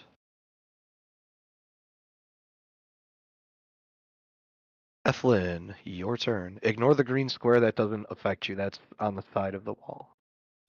Okay, I'm going to go after the... And those spiders also aren't all the way up yet either, so just, you can ignore... I mean, you can attack them and stuff if you want to, but they're not going to get, like, an opportunity attack or anything like that if you pass them. They're climbing up still. But they're within melee range? They're about 10 feet down, so you'd have to throw something at them or some shit like that, but Okay. you could try. Okay. No, I'll go and move to the Drow that's on the bridge. Okay. And I'm going to position myself so that if I strike him and push him, I can kill him with a shove. All right, I'm gonna go ahead and attack with my Staff of Striking. Okay.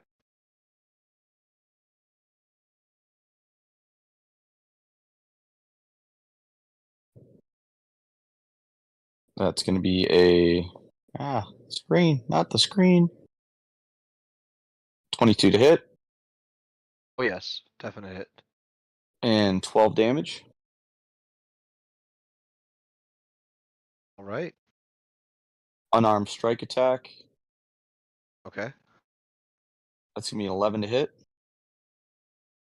That one's a miss. I'm gonna spend a key point to try again with a flurry of blows. Dirty 20. All right. That's a hit.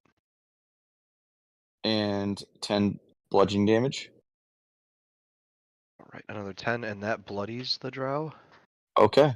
I'm going to spend a key point to try to shove him off the edge. DC 15 And strength. DC 15 strength.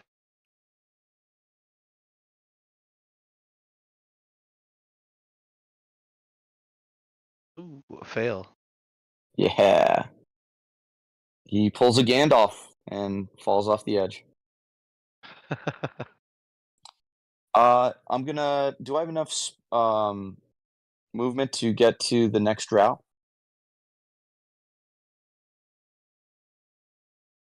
50 feet puts you like about 5 feet away from them. Okay, so close enough for a melee. There's like Let's a do 5 it. foot space in between. Okay. Like you'd have to throw something. Okay.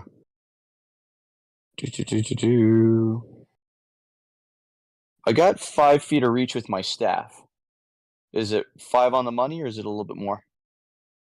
It's like 10. You need that 10-foot reach weapon right now because there's a space right in between the two of you. I gotcha. I'll go ahead and throw a +1 dagger at him for my second attack. All right, roll it up. 18 to hit. That is a hit. And 12 piercing. That's nice. It's nice for a dagger. Right. 12 piercing it is. And that's the end of Ethelin's turn. Okay, I'm gonna scroll through both of these turns. The spiders were 10 feet away from the ledge, but their climb speed is very slow. It's only 10 feet, and now that Frankie has made that difficult terrain, they actually have to dash to get up to the edge. So they get up over the ledge. Now they can't do anything. Okay.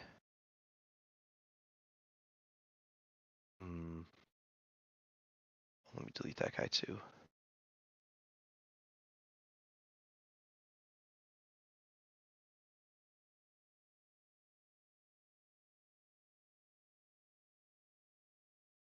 I'm gonna probably just make this the last turn and then we'll continue next week. I just want to read something really quick.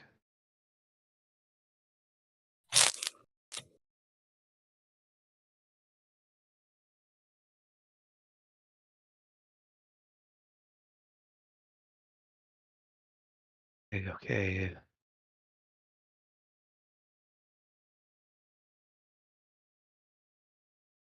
All right, Mike.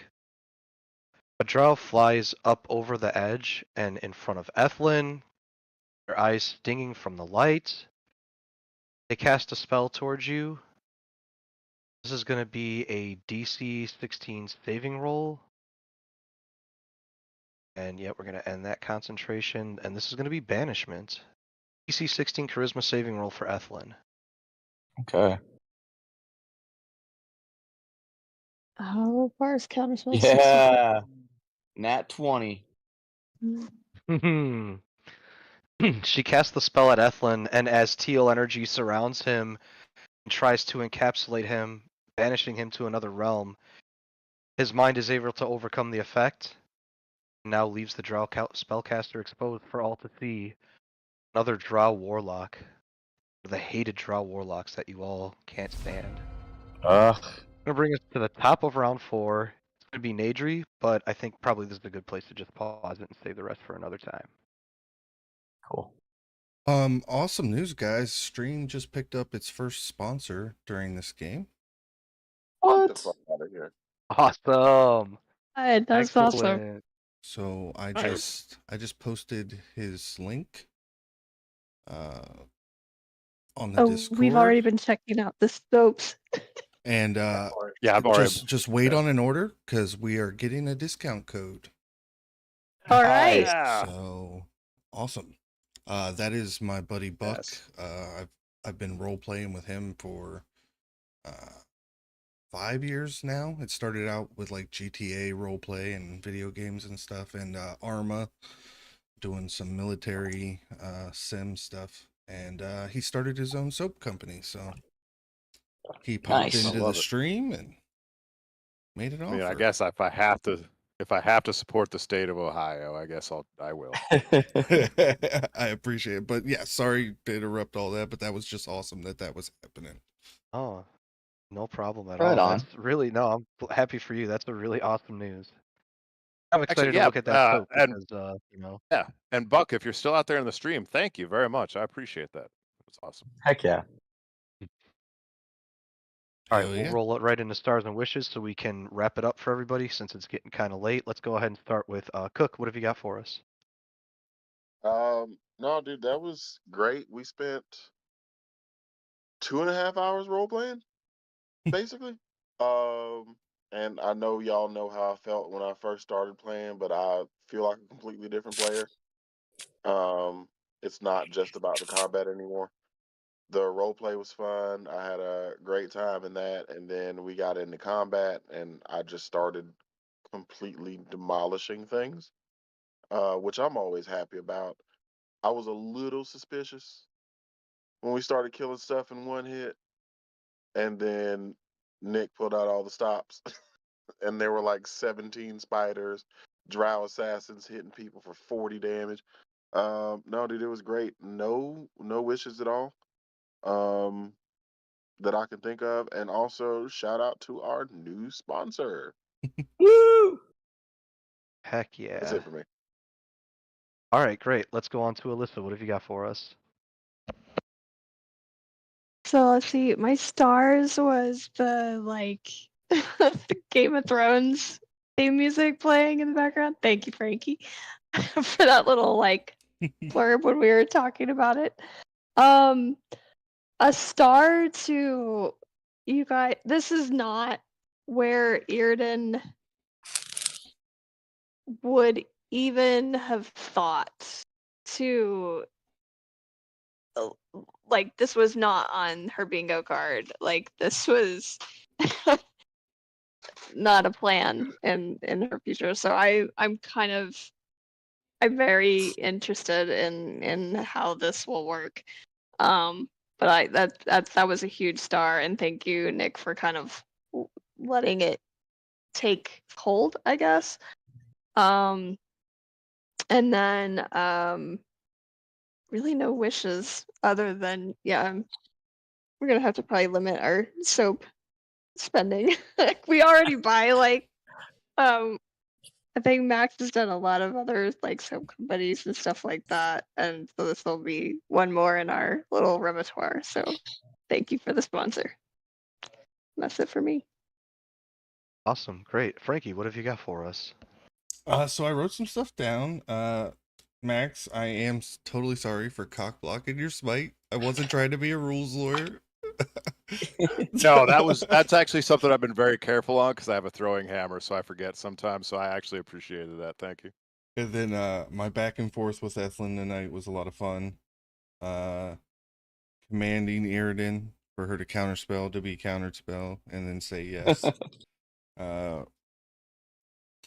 Nadri being Hitch for the campaign is pretty funny and fun to do.